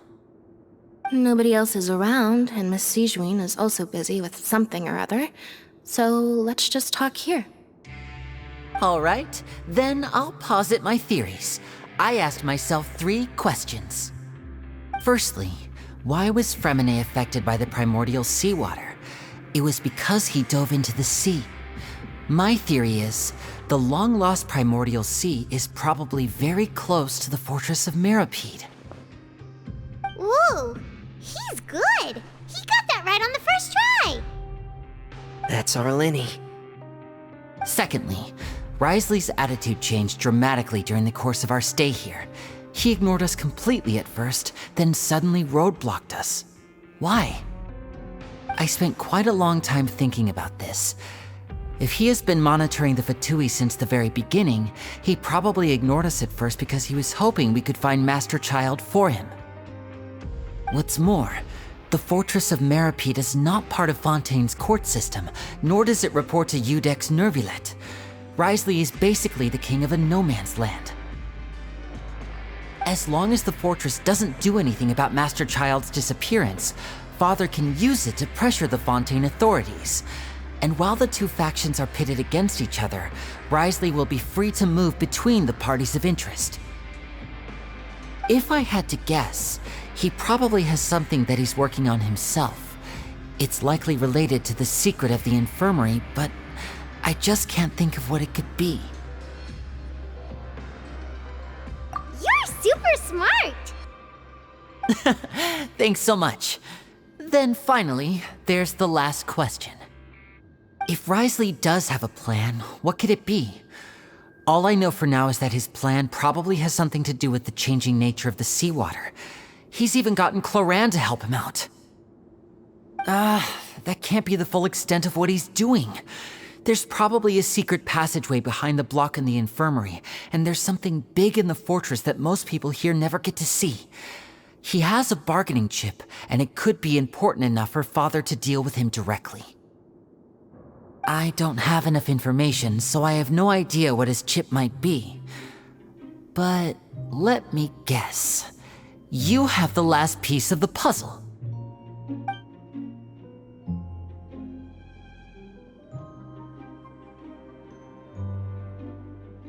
I can't believe it. The sea will engulf everyone, just like the prophecy said. Could Risley have wanted to meet Father to figure out a way to deal with this crisis? If you remember, I once mentioned that Father sees the House of the Hearth as her base of operations, and she truly wants to resolve the crisis. But how could Risley have known that? Or perhaps he didn't know, and just wanted to bring Father over to his side? Which could be why he said he just wanted to negotiate. Yeah, that makes sense to me. I understand your concerns as well, Traveler. I'll figure out a way to pass this on to our father. No matter what, we're on your side. The two of you have already aided us far too much. We probably wouldn't be standing here right now if not for you. If you ever need anything else going forward, please come to the House of the Hearth at any time. Though you may not share the sentiment, after all that we've gone through together, the three of us basically see you as family now. You have my gratitude. Thank you for protecting Linny when it really mattered. And thank you for sharing the secrets of the fortress with us. We didn't think you were going to do it. Why are you being so formal all of a sudden? Given your strength, you might not need our help at all. But if you are ever in danger, we will try our best to protect you. Aww, the sound of that makes Paimon feel all warm and safe inside.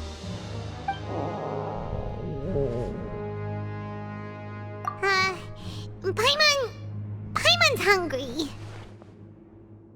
Oh, you've done so much already. Go get some food. Alright, then we'll catch you guys another time.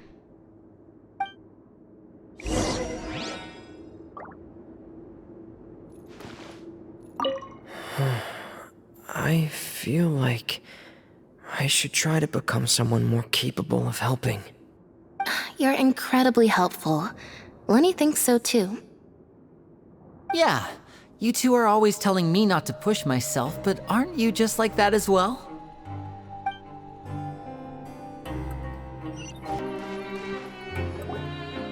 It's time for dinner. Welfare meals now being served in the coupon cafeteria.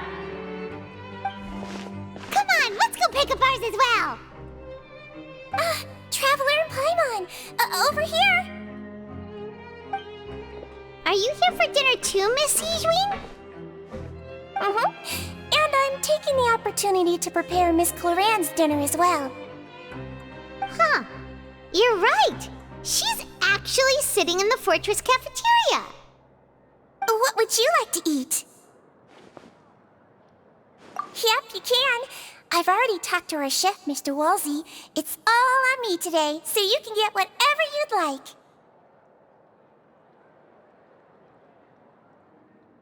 Me too! Don't forget Paimon! No problem. Just leave it to me.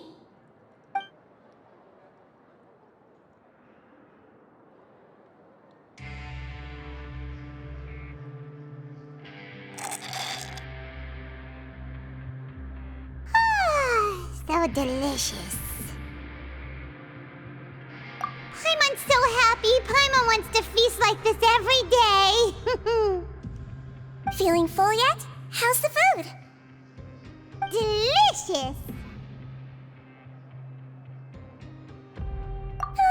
I'm so glad to see you all so happy. Oh, see, the expression on your face just now? The muscle here just moved, which suggests that you're feeling quite relaxed at the moment. Sijween, do you do this to help your patients or to better understand human beings? A bit of both, I suppose. I'm a Melazine, which means I'm very different from human beings. I must know what you're thinking if I want to take good care of you. You're really good at taking care of people. Even though you're so short, you still talk and act like an older sister. Really? You're reminded of an older sister?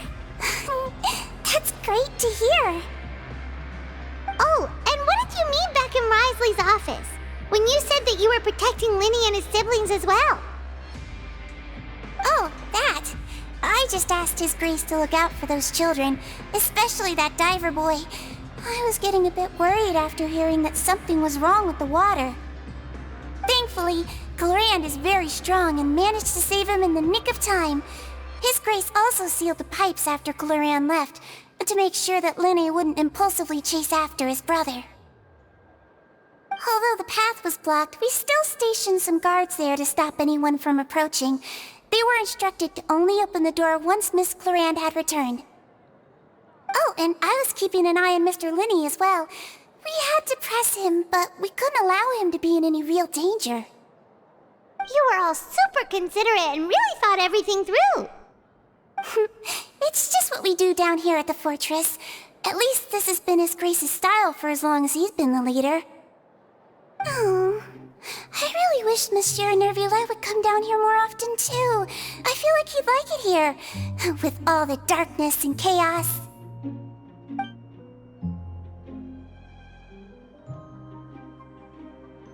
Get a good night's rest, you two. You both worked very hard.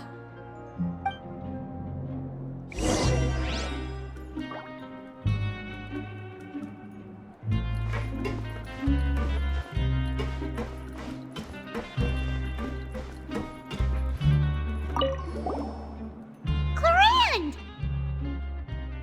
Ah, it's you two. How's dinner? It's alright. Miss Sijwin really put in a lot of effort. So we heard that Risley invited you to come down to help, and you saved Fremine too! You sure work super fast! Oh, it was child's play. Still, Paimon didn't know even champion duelists could take on side jobs. Oh, and why aren't you eating with Sijwin and the Duke? Won't you get bored eating by yourself? Miss Sijwin was with you, and the Duke has business of his own. Actually, didn't Navia say that you went out for dinner with her as well? Yeah. First time in a long time. First time in a long time? So you mean you've gone out to dinner with her in the past? In the past, yes. You seem to be enjoying yourselves here.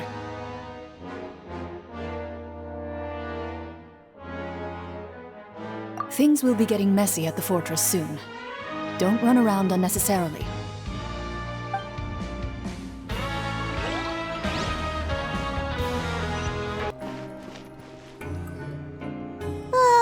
So much has happened. Paimon just feels absolutely exhausted now that she's finally relaxed. Paimon's super sleepy. Are you sleepy too?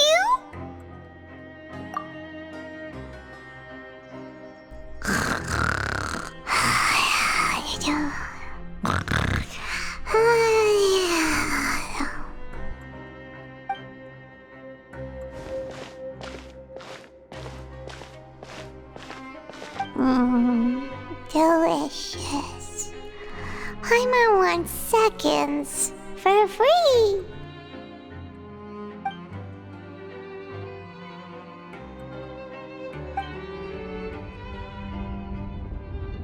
Out of my way!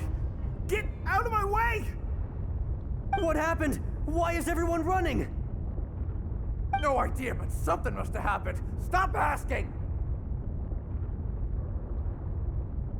Who's yelling? Paimon still wants to sleep.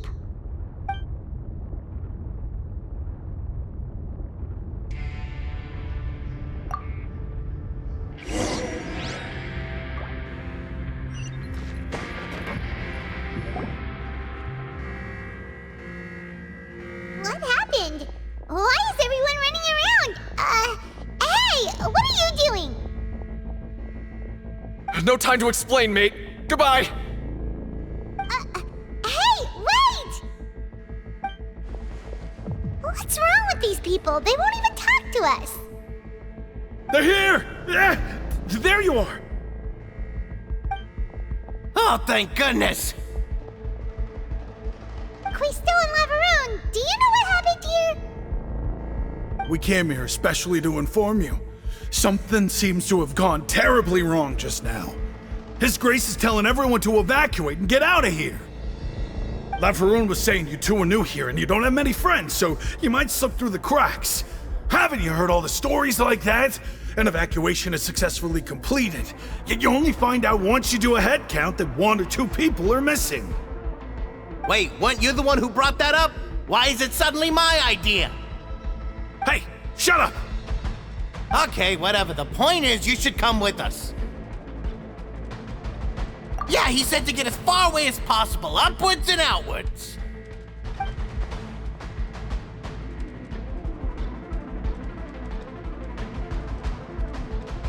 Oh no, it can't be that thing!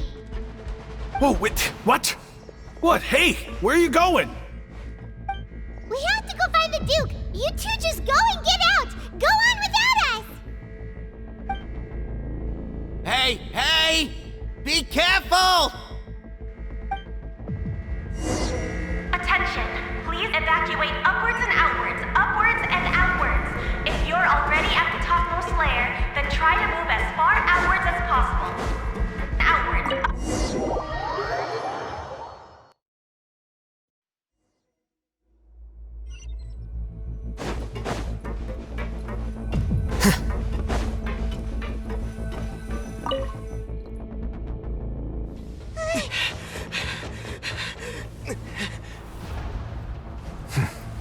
They're here. Just like I said.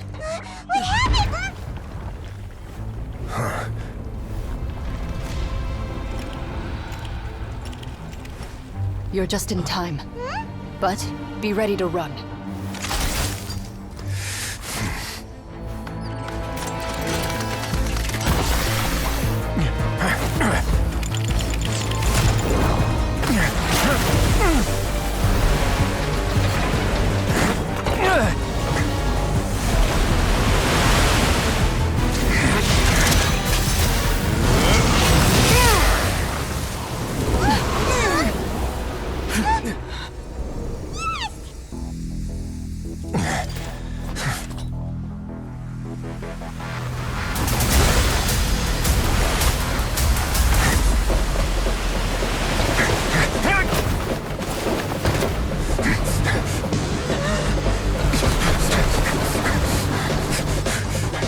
Three, 2, 1.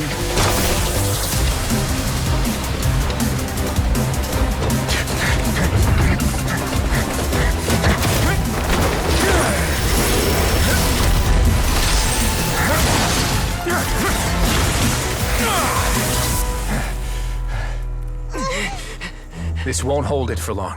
Find Neuvillette. Tell him the defenses are about to collapse. Then what will happen to you? Until he arrives, we're the last line of defense.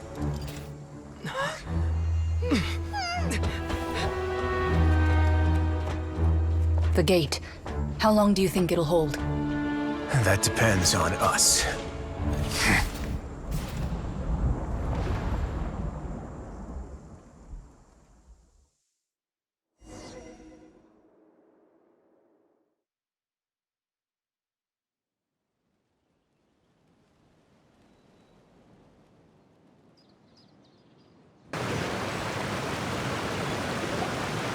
Neuvillette? Why are you here? Traveler, I need you to head to the Opera House immediately. Furina will soon be meeting with the knave there. You must protect Furina, and make sure she doesn't spend too much time alone with her. Will do. You have my sincerest gratitude.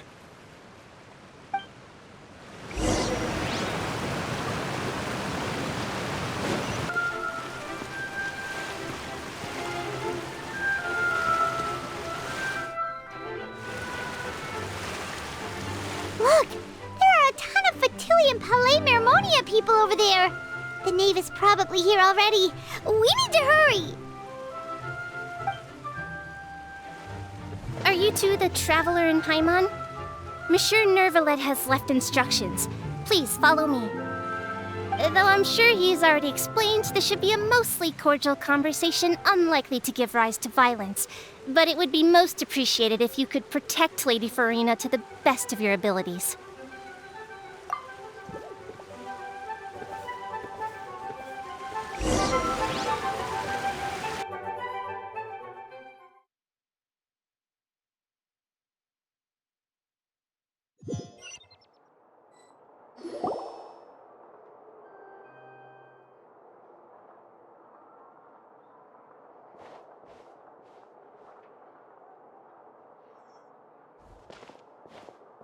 Oh, so you two are the honored guests Miss Furina mentioned. Of course, of course! How could they not attend a meeting such as this? I must always have 2 or more guests at my dessert table. Otherwise, the occasion would be too lonely and unbecoming of my station. It is my pleasure to make your acquaintance, traveler. I have heard much of your accomplishments. I am the Knave, one of the 11 Fatui Harbingers.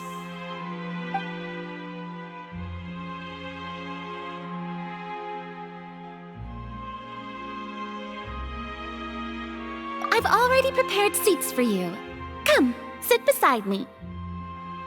Perhaps you two are unaware of how Miss Furina and I do things. You see, we actually recently agreed to get together for tea when we had the time. See this? This is a limited type of confectionery that Miss Furina simply adores. There are only 16 slices sold every day. Here, Why don't you and Paimon have a taste?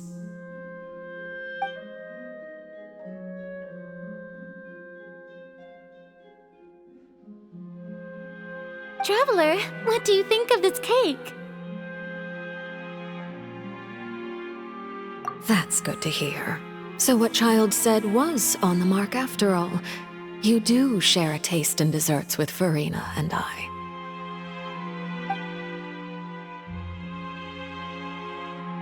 I wonder how he's doing nowadays. You must have heard, right? He's suddenly gone missing. I'm really worried about his safety, you know. Here's to hoping that he's an excellent swimmer. Since we're talking about him, I feel like I should add something. His martial prowess really looked certainly pretty impressive, yeah.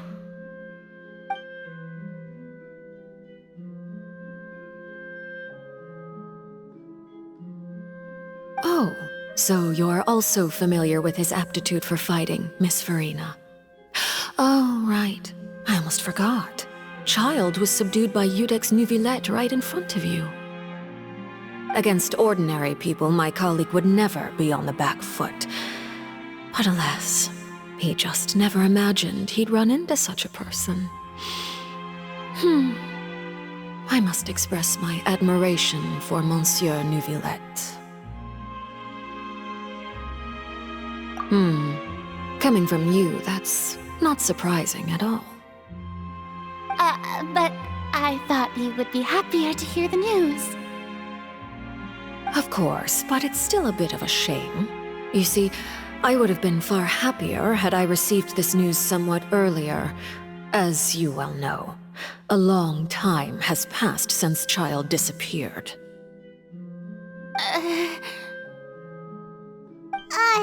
Well, in any case, there's no need to worry. We know for sure that Child is still alive.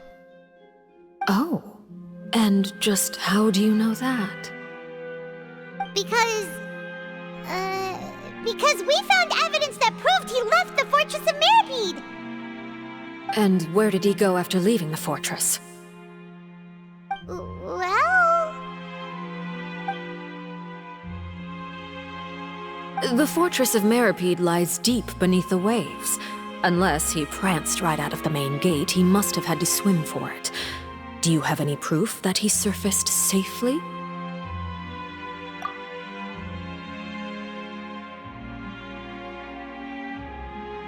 Ah, that is good news at least. His sister Tonya sent a letter to Fontaine not too long ago. Since he was unfortunately unavailable, I picked it up on his behalf. Do you have any idea how he usually writes back to his family? Dear Tonya, your letter made me feel like we were still enjoying our time in Snezhnaya together. I'm currently admiring the scenery on the streets in front of the Opera House. Is it something like that?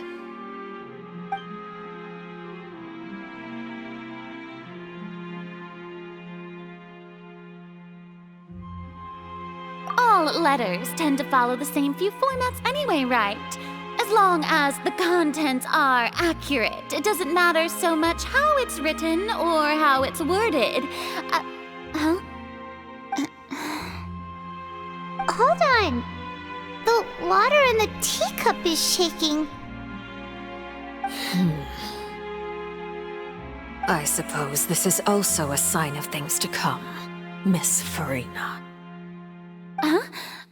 I don't quite understand what you're trying to say.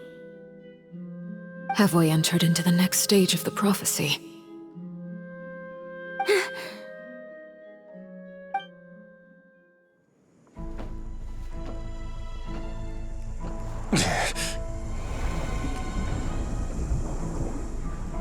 My thanks to you both. I will take it from here.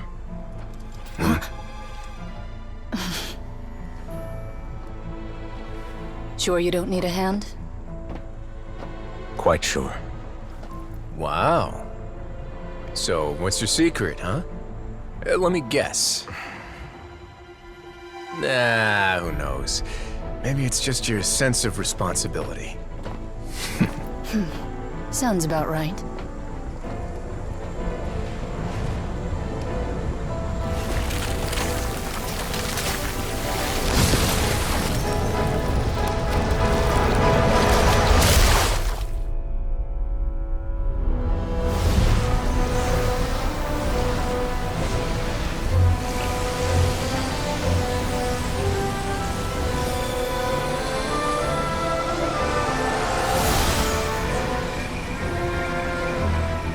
day may come when the prophecy is fulfilled and the waters burst forth.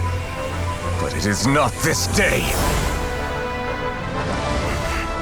This ancient power could easily obliterate an entire race. A tsunami of fury would unleash endless catastrophe.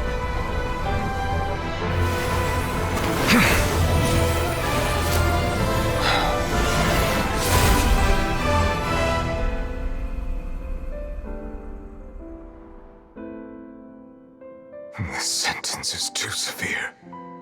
Forgive me for overruling it.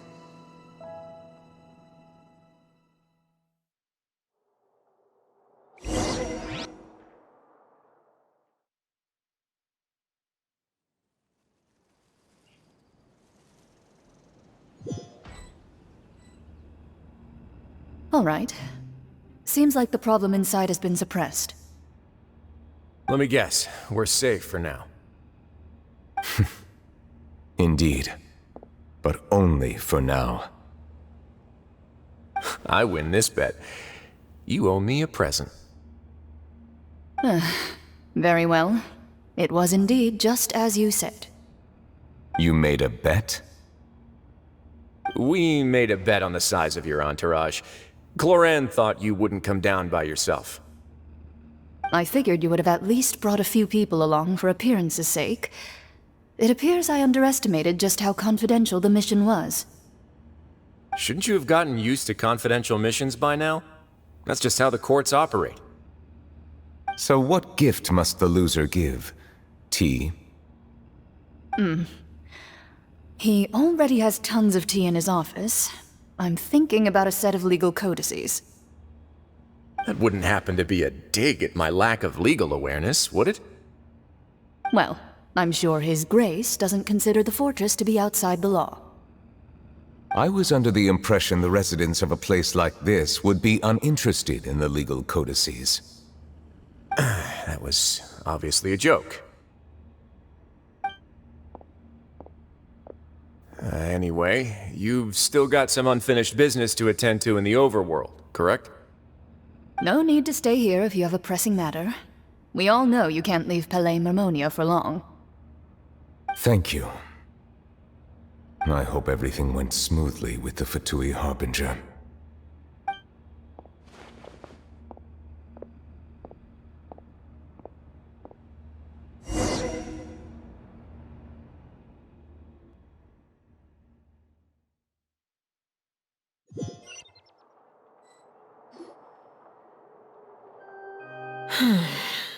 I must say, we've spent long enough playing house.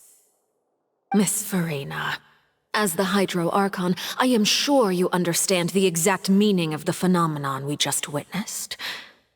Or should I say, that's what I originally thought.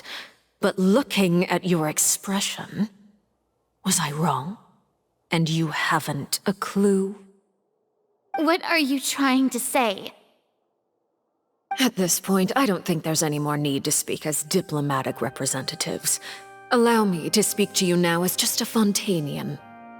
You know the prophecy by heart, and also that every part of it is being proven true. Yet, here you are relaxing, drinking tea, and eating desserts as if it's all nothing more than a few stray bugs in your garden. Do you really think that's acceptable? The prophecy's hanging above our necks like a guillotine. Every faction is looking for a way to either avert the disaster or save their own. Even the orphans of the House of the Hearth have devoted everything to saving their homeland. But you? It beggars belief just how nonchalant and carefree you have been. From the very beginning, you, the god Focalor, you have utterly failed to take action. You're wrong. I've never ignored the prophecy, nor have I just been passing the time in self-indulgence. Retract your accusation and stop doubting the wisdom of the gods with such absurd conjectures! I am not alone in my doubts, you know. All the children of Fontaine may be harboring the exact same thoughts right now. Oh, great Hydro Archon. How are you going to save them? Save us? How are the people you've sworn to protect supposed to survive in a land that will soon disappear beneath the waves? I have my ways, and I've been working on them for all this time. Even if you look down upon me, you have no right to judge me. Fontaine will be saved. Even if I still cannot see the true future right now, as long as I continue on as I am, I will be able to hold my head up high!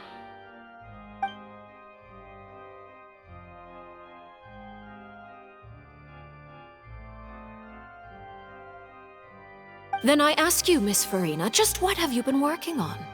Where can we see it, and what is it doing to help?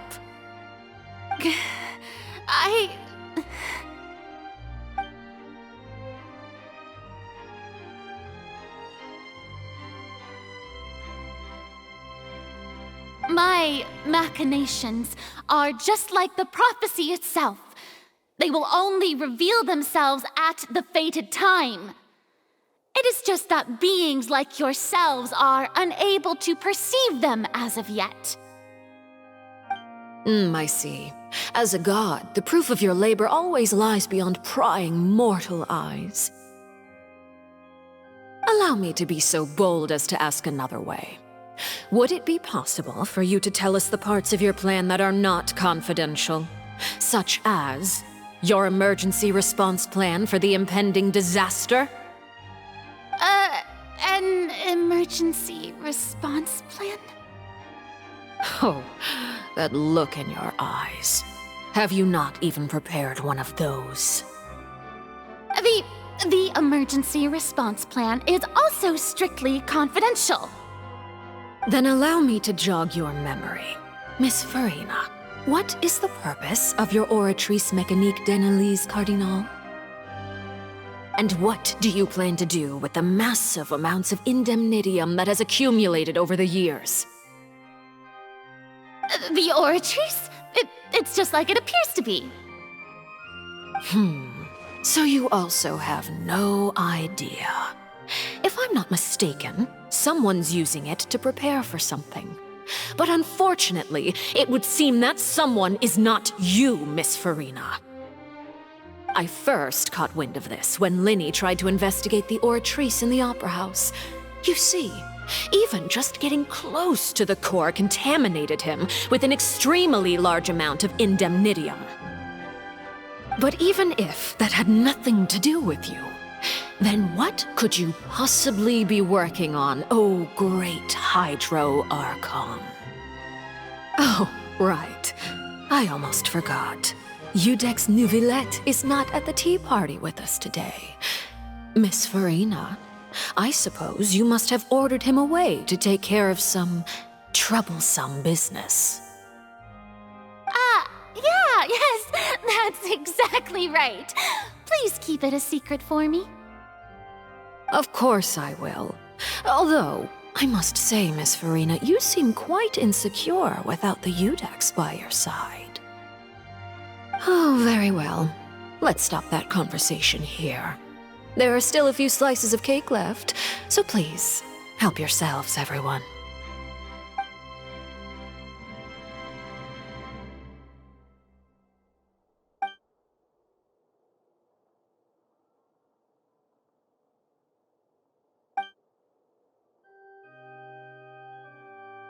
Traveler, I heard that you were recently commissioned to handle a few matters on behalf of the Udex. Why don't you take an extra slice of cake? Those who work hard deserve gratitude and praise. You too, Paimon. Thank you. Paimon will take you up on that offer.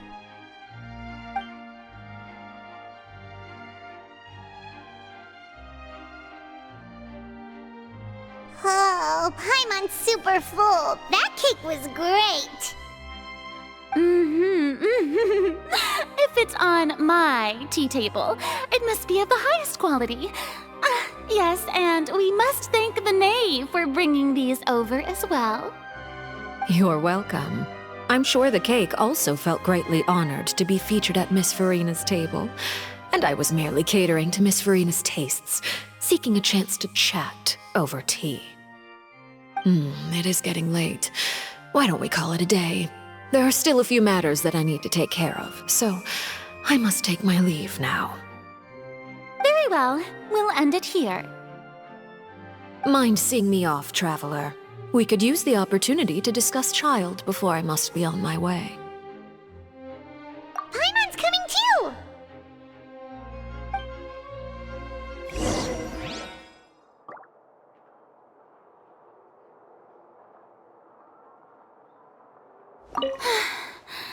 The tea party turned out to be even more difficult than I'd imagined.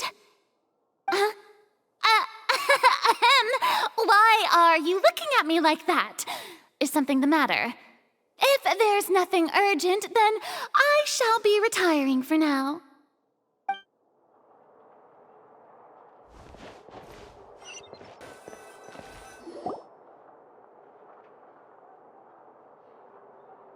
I'm glad that you were willing to come with me. Of course, Child was just an excuse. I have no interest in your dealings with him. That's what Paimon thought! You lent your aid to the children of the House of the Hearth. As their father, I would like to express my gratitude.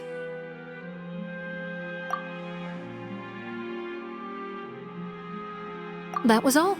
Formal topics should be discussed in formal settings, and informal topics in informal settings. I know you just returned from the fortress of Meripede. Relax. I have no intention of trying to get anything out of you. Linny, Lynette, and Fremine are still there, and I trust their judgment and abilities.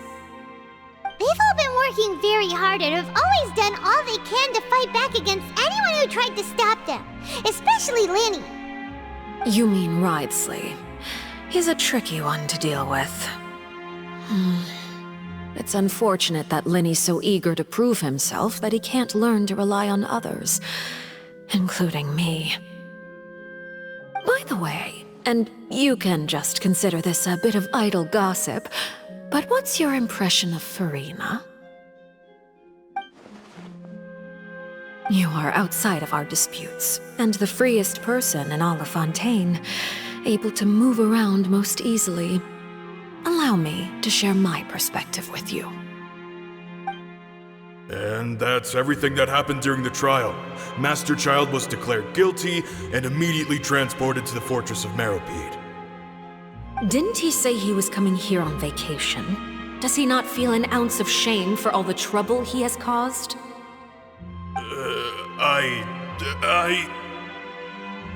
Forget it. He did give us an opportunity. I will be meeting someone shortly. Do you require help with any preparations? No need. I will take care of it myself. I need to meet with Furina, the Hydro Archon. She is at the heart of Fontaine. But what's fascinating about her is that she often seems more like a celebrity than a working Archon. Oh? Come over here, you little critter, you! You dare to run from me? Stop right this instant! My goal is just to discover the location of the Gnosis. But I didn't expect the chance to approach Furina to be handed to me on a silver platter. This is so easy, it's actually making me a bit suspicious. Anything left unguarded is usually just bait. But no one will blame someone for taking the bait. After all, from the moment it was attached to the hook, the bait is meant to be sacrificed. It's just as I guessed in the second before I struck. The Hydronosis is not currently held by the Archon. In fact, this Archon doesn't seem like a god at all. And I sense that she's under some kind of curse. Who are you? And what are you trying to do? Please don't kill me! I'm begging you, please! The fear in her pupils is genuine, so perhaps she's not bait after all. Either way, targeting her has lost all meaning. I left the scene with ease. Nobody came looking for me, and nobody could serve as a witness to my near assassination of Focalor. I suspect even Furina dares not mention this incident to anyone. Not long after, my informants confirmed what I had guessed. After returning to her quarters, Furina quietly cried alone. She was so scared that she could not sleep that night, nor could she even bring herself to eat her cake. There's no doubt that there's something wrong with her. I began to entertain the possibility that she is not the true Hydro Archon. Perhaps Iudex neuvillette is actually the genuine article. I have to find the Gnosis. If the neuvillette hypothesis is correct, he is probably in possession of it. Alternatively, it might have been hidden in a place that's hard for ordinary people to access. Yes, Father. My dear children, please speak. News from the fortress of Meripede. Master Child has gone missing. On top of that, the contacts and guards we bribed at the fortress have all gone quiet as well. Probably the handiwork of that Ridesley. I'm afraid so.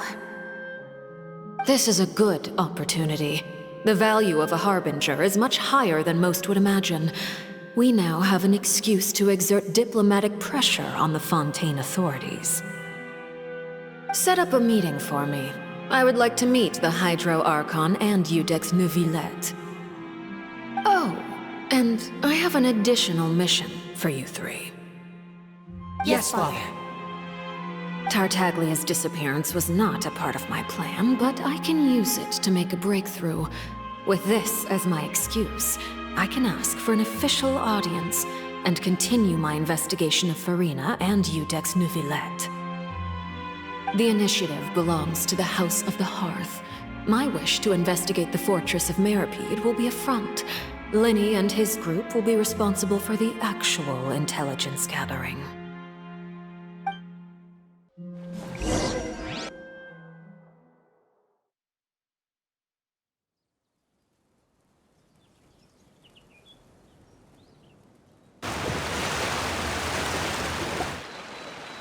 You should know the rest.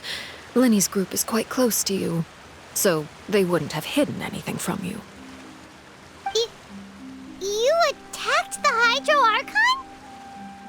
It wouldn't mean anything, even if you shouted it from the rooftops. After all, even Furina herself is still pretending that nothing of that sort ever happened. Alright then. I've now had 2 chances to enjoy tea with Furina. I have to say, the leadership of Fontaine is even more inscrutable than I had imagined. I once surmised that Iudex neuvillette must be the Hydro Archon, but now, that doesn't seem right to me either. I am a servant of Her Majesty the Tsaritsa. Over my years of service, I've learned how a real Archon conducts and carries themselves. Whether Iudex neuvillette or Furina, neither fits the bill. It's hard to imagine either of them as the Archon. Of course, that is all just how I feel. Gut feelings often do not require justification. It is, however, quite amusing to me that after all my years working in intelligence gathering, I've come to realize I am at a complete loss regarding the identity of the god of the land of my birth. Don't you think Fontaine is quite intriguing? A catastrophe looms, yet many secrets have yet to rise to the surface. It looks like Fontainians will have no choice but to save themselves. Ultimately, though, one must survive in order to do anything else. Should the need arise, I would be happy to cooperate with you. You don't need to commit to anything right now, of course. I have a feeling that the situation will continue to evolve, and as your name is often connected with noble deeds, I'm sure we will work together someday. He certainly returned quickly. You must want to catch up with each other, so I'll leave you to him.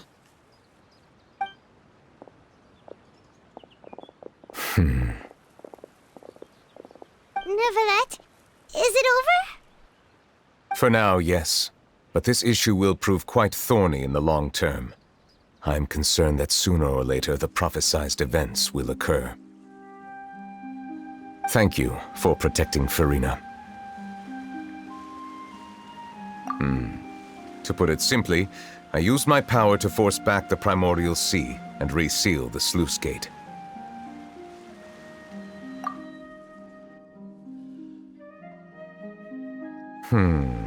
So as expected, the knave has turned up the pressure on Furina. She's trying to feel her out, though I'm still unsure as to her motives. Permission granted.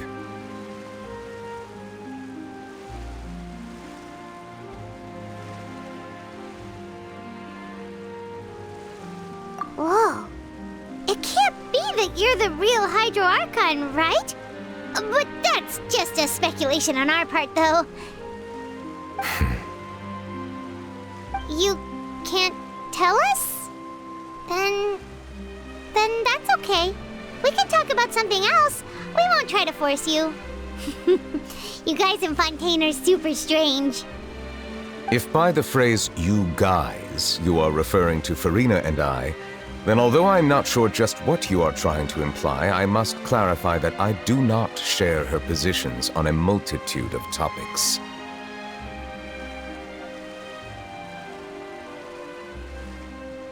I believe so. The fortress has a long and complex history. It has seen much grief and suffering.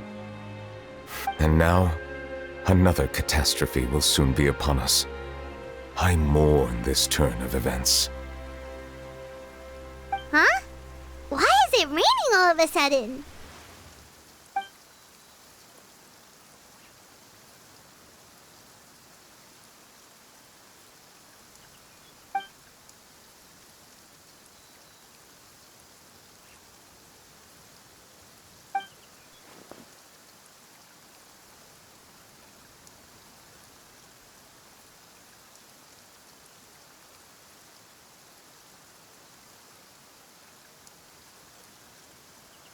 You may be closer to the truth than you think. Oh? And what are you thinking? The dragon of... what? Huh? Please do not be so surprised.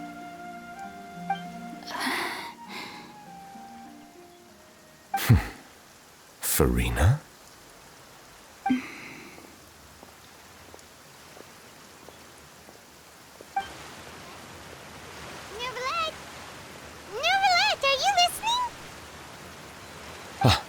My apologies.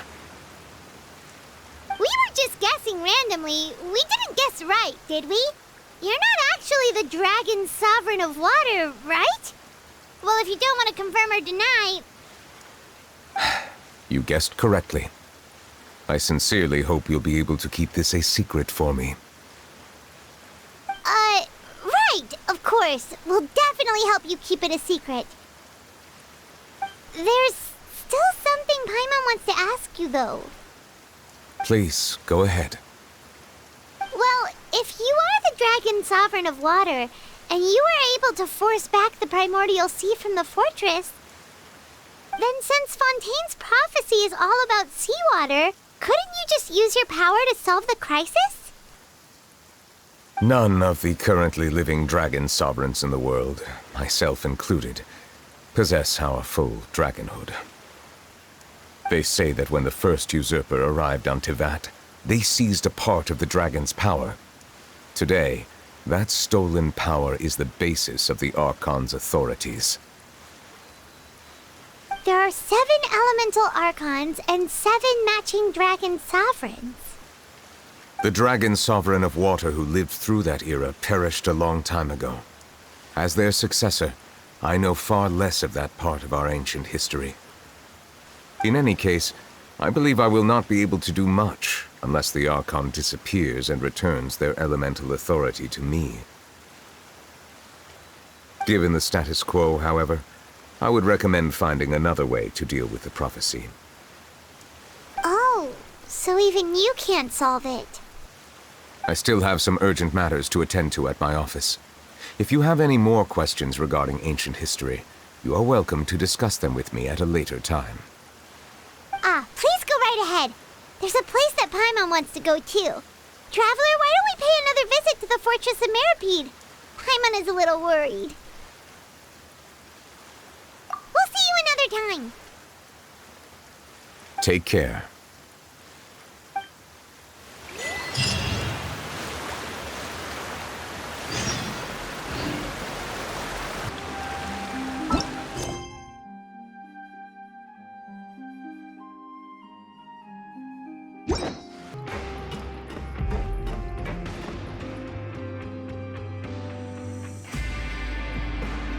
Now guess, what suit will this next card be?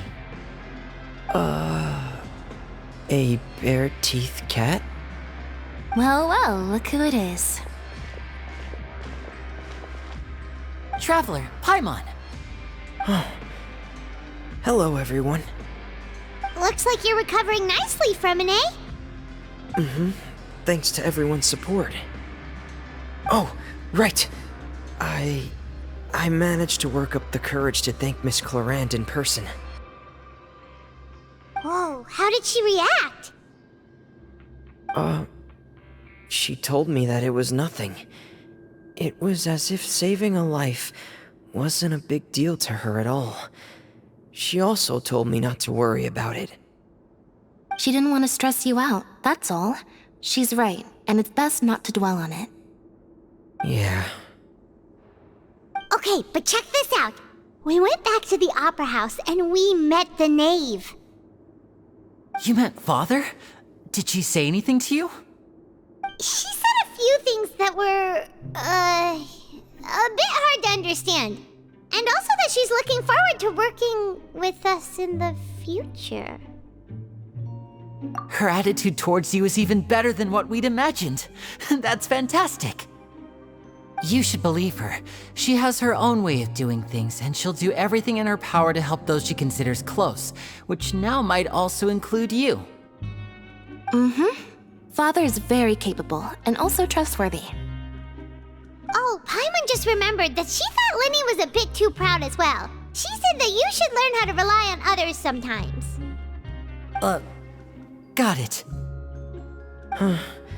That does sound like something that Father would say. Hey! Are you going to stay here for the next few days? Looks like it, yeah. Excellent. I will host a tea party. For real? Then Paimon wants another serving of cake. Another implies that you were already served some delicious cake while you were up there. How lovely. Well, next time, you're going to have tea and snacks with us.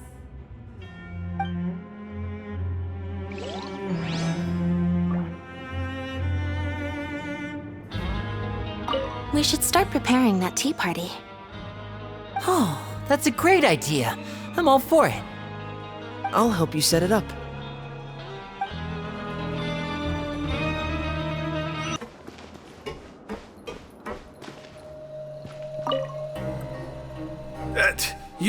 You guys are back? You guys didn't get caught and thrown back down here, right? Huh? No, not at all.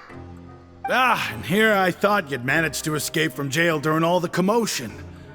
I'd held you up as legendary jailbreakers, but now you're telling me you just never left? We're sorry, but we just had some business to take care of. All right. There's no need to get caught up in the details. We're just relieved to see you. He was super worried about you, you know. Hey, it wasn't just me. Weren't you super worried as well? Something like that, yeah. I was also transferred to work in the kitchen a few days ago.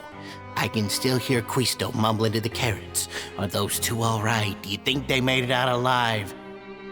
Whenever he'd say that, I'd tell him I'm sure they're fine. Wherever they are, they're kicking back with drinks in hand, enjoying the lovely scenery.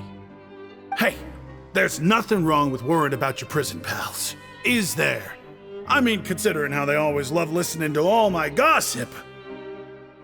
These two. They sure are a lot warmer and friendlier than when Paimon first met them.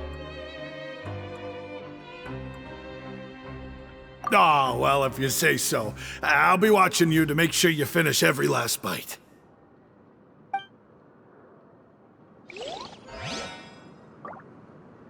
Hey, why don't we have a meal with those two one of these days? You want to cook for them yourself? Why not? Good chance to show them what I can do.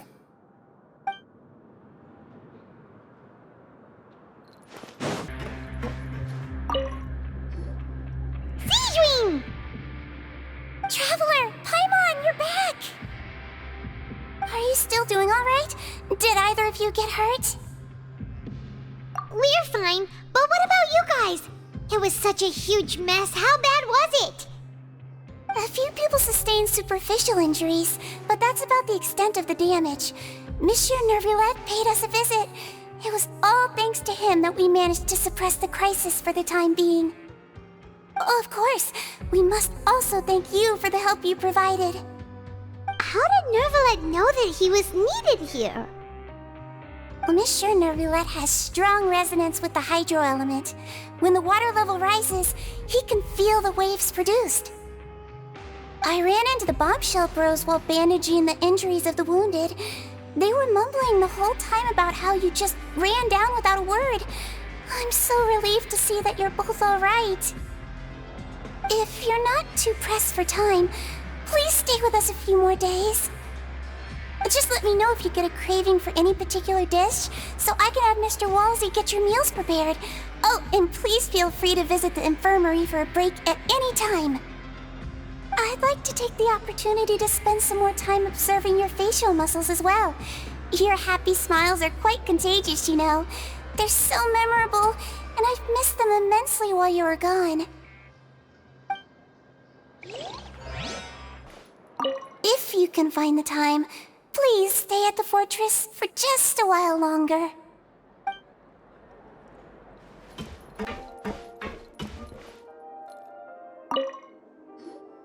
Courier, Miss Sijuin told me you still haven't eaten. Yeah, I was working on something, so I forgot. That's no excuse for... Huh? It's you two. Courier, Lurvine, we're back! Hello there. It's been quite the mess here recently. How have you been? And you? Are you still taking the secret passageway from the infirmary to work on the ship? Yep. That is still top secret, though, so don't say a word to anyone. It can be a bit annoying when there are lots of people in the infirmary, but I still prefer taking that route over the one from the Duke's office.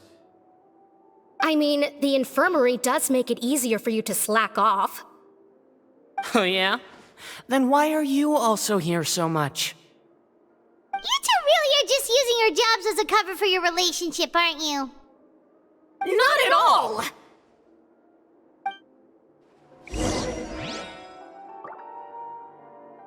Courier, the rumors about us are literally everywhere now. Please do something about it. But it's not like I caused them by myself. All right. I'll try to do something about it when I can find the time.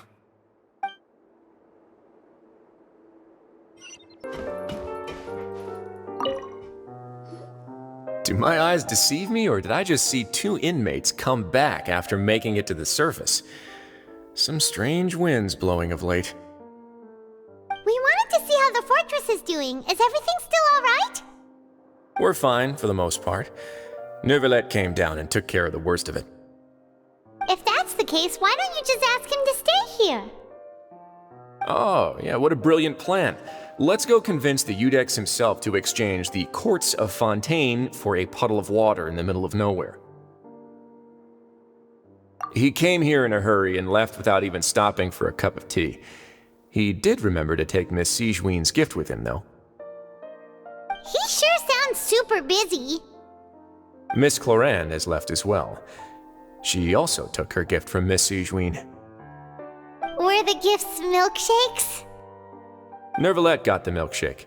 Cloran received lipstick instead. Those aren't even remotely alike. Well, it's Neuvillette's own fault for making Sigewine worried about his health by working so much. But besides that, our head nurse is still pretty fond of picking out beauty products for the ladies. Oh, and I have some gifts here for you as well. Are these from Sigewine too? Nope, they're from yours truly. You've already wrapped up your work at the fortress, so you can return to the surface at any time. You haven't yet served your full prison term, however, so you may continue to use your cell until your term is up. For real? Then we could stay here for a really long time? You may access the cafeteria for free. Hooray! Just remember to come complete your paperwork once it's time for your release.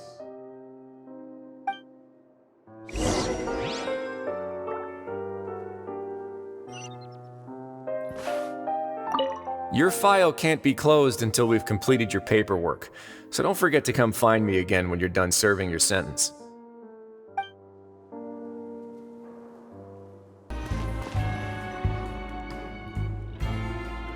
We're back in our cell again. We're no longer prisoners though, so it really doesn't feel the same. Sure feels that way. But the truth is, we never did anything bad to begin with, so I'm not sure why we put so much pressure on ourselves.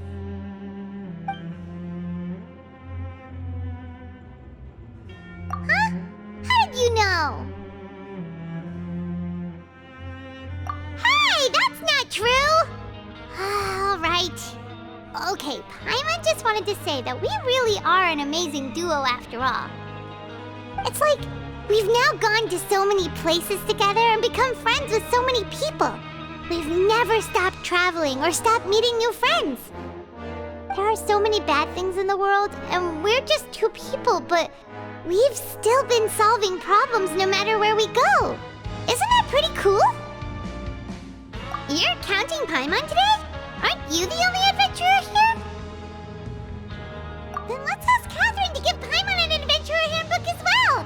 Paimon will also be an adventurer from today forward! Just our thoughts making Paimon giddy. Paimon's gonna crash, so you sleep soon too. The last time we fell asleep here, we woke up to a whole mess outside our cell. The primordial seawater nearly rose up. That was so scary. We should be safe now, right? Alright then, good night to you, traveler.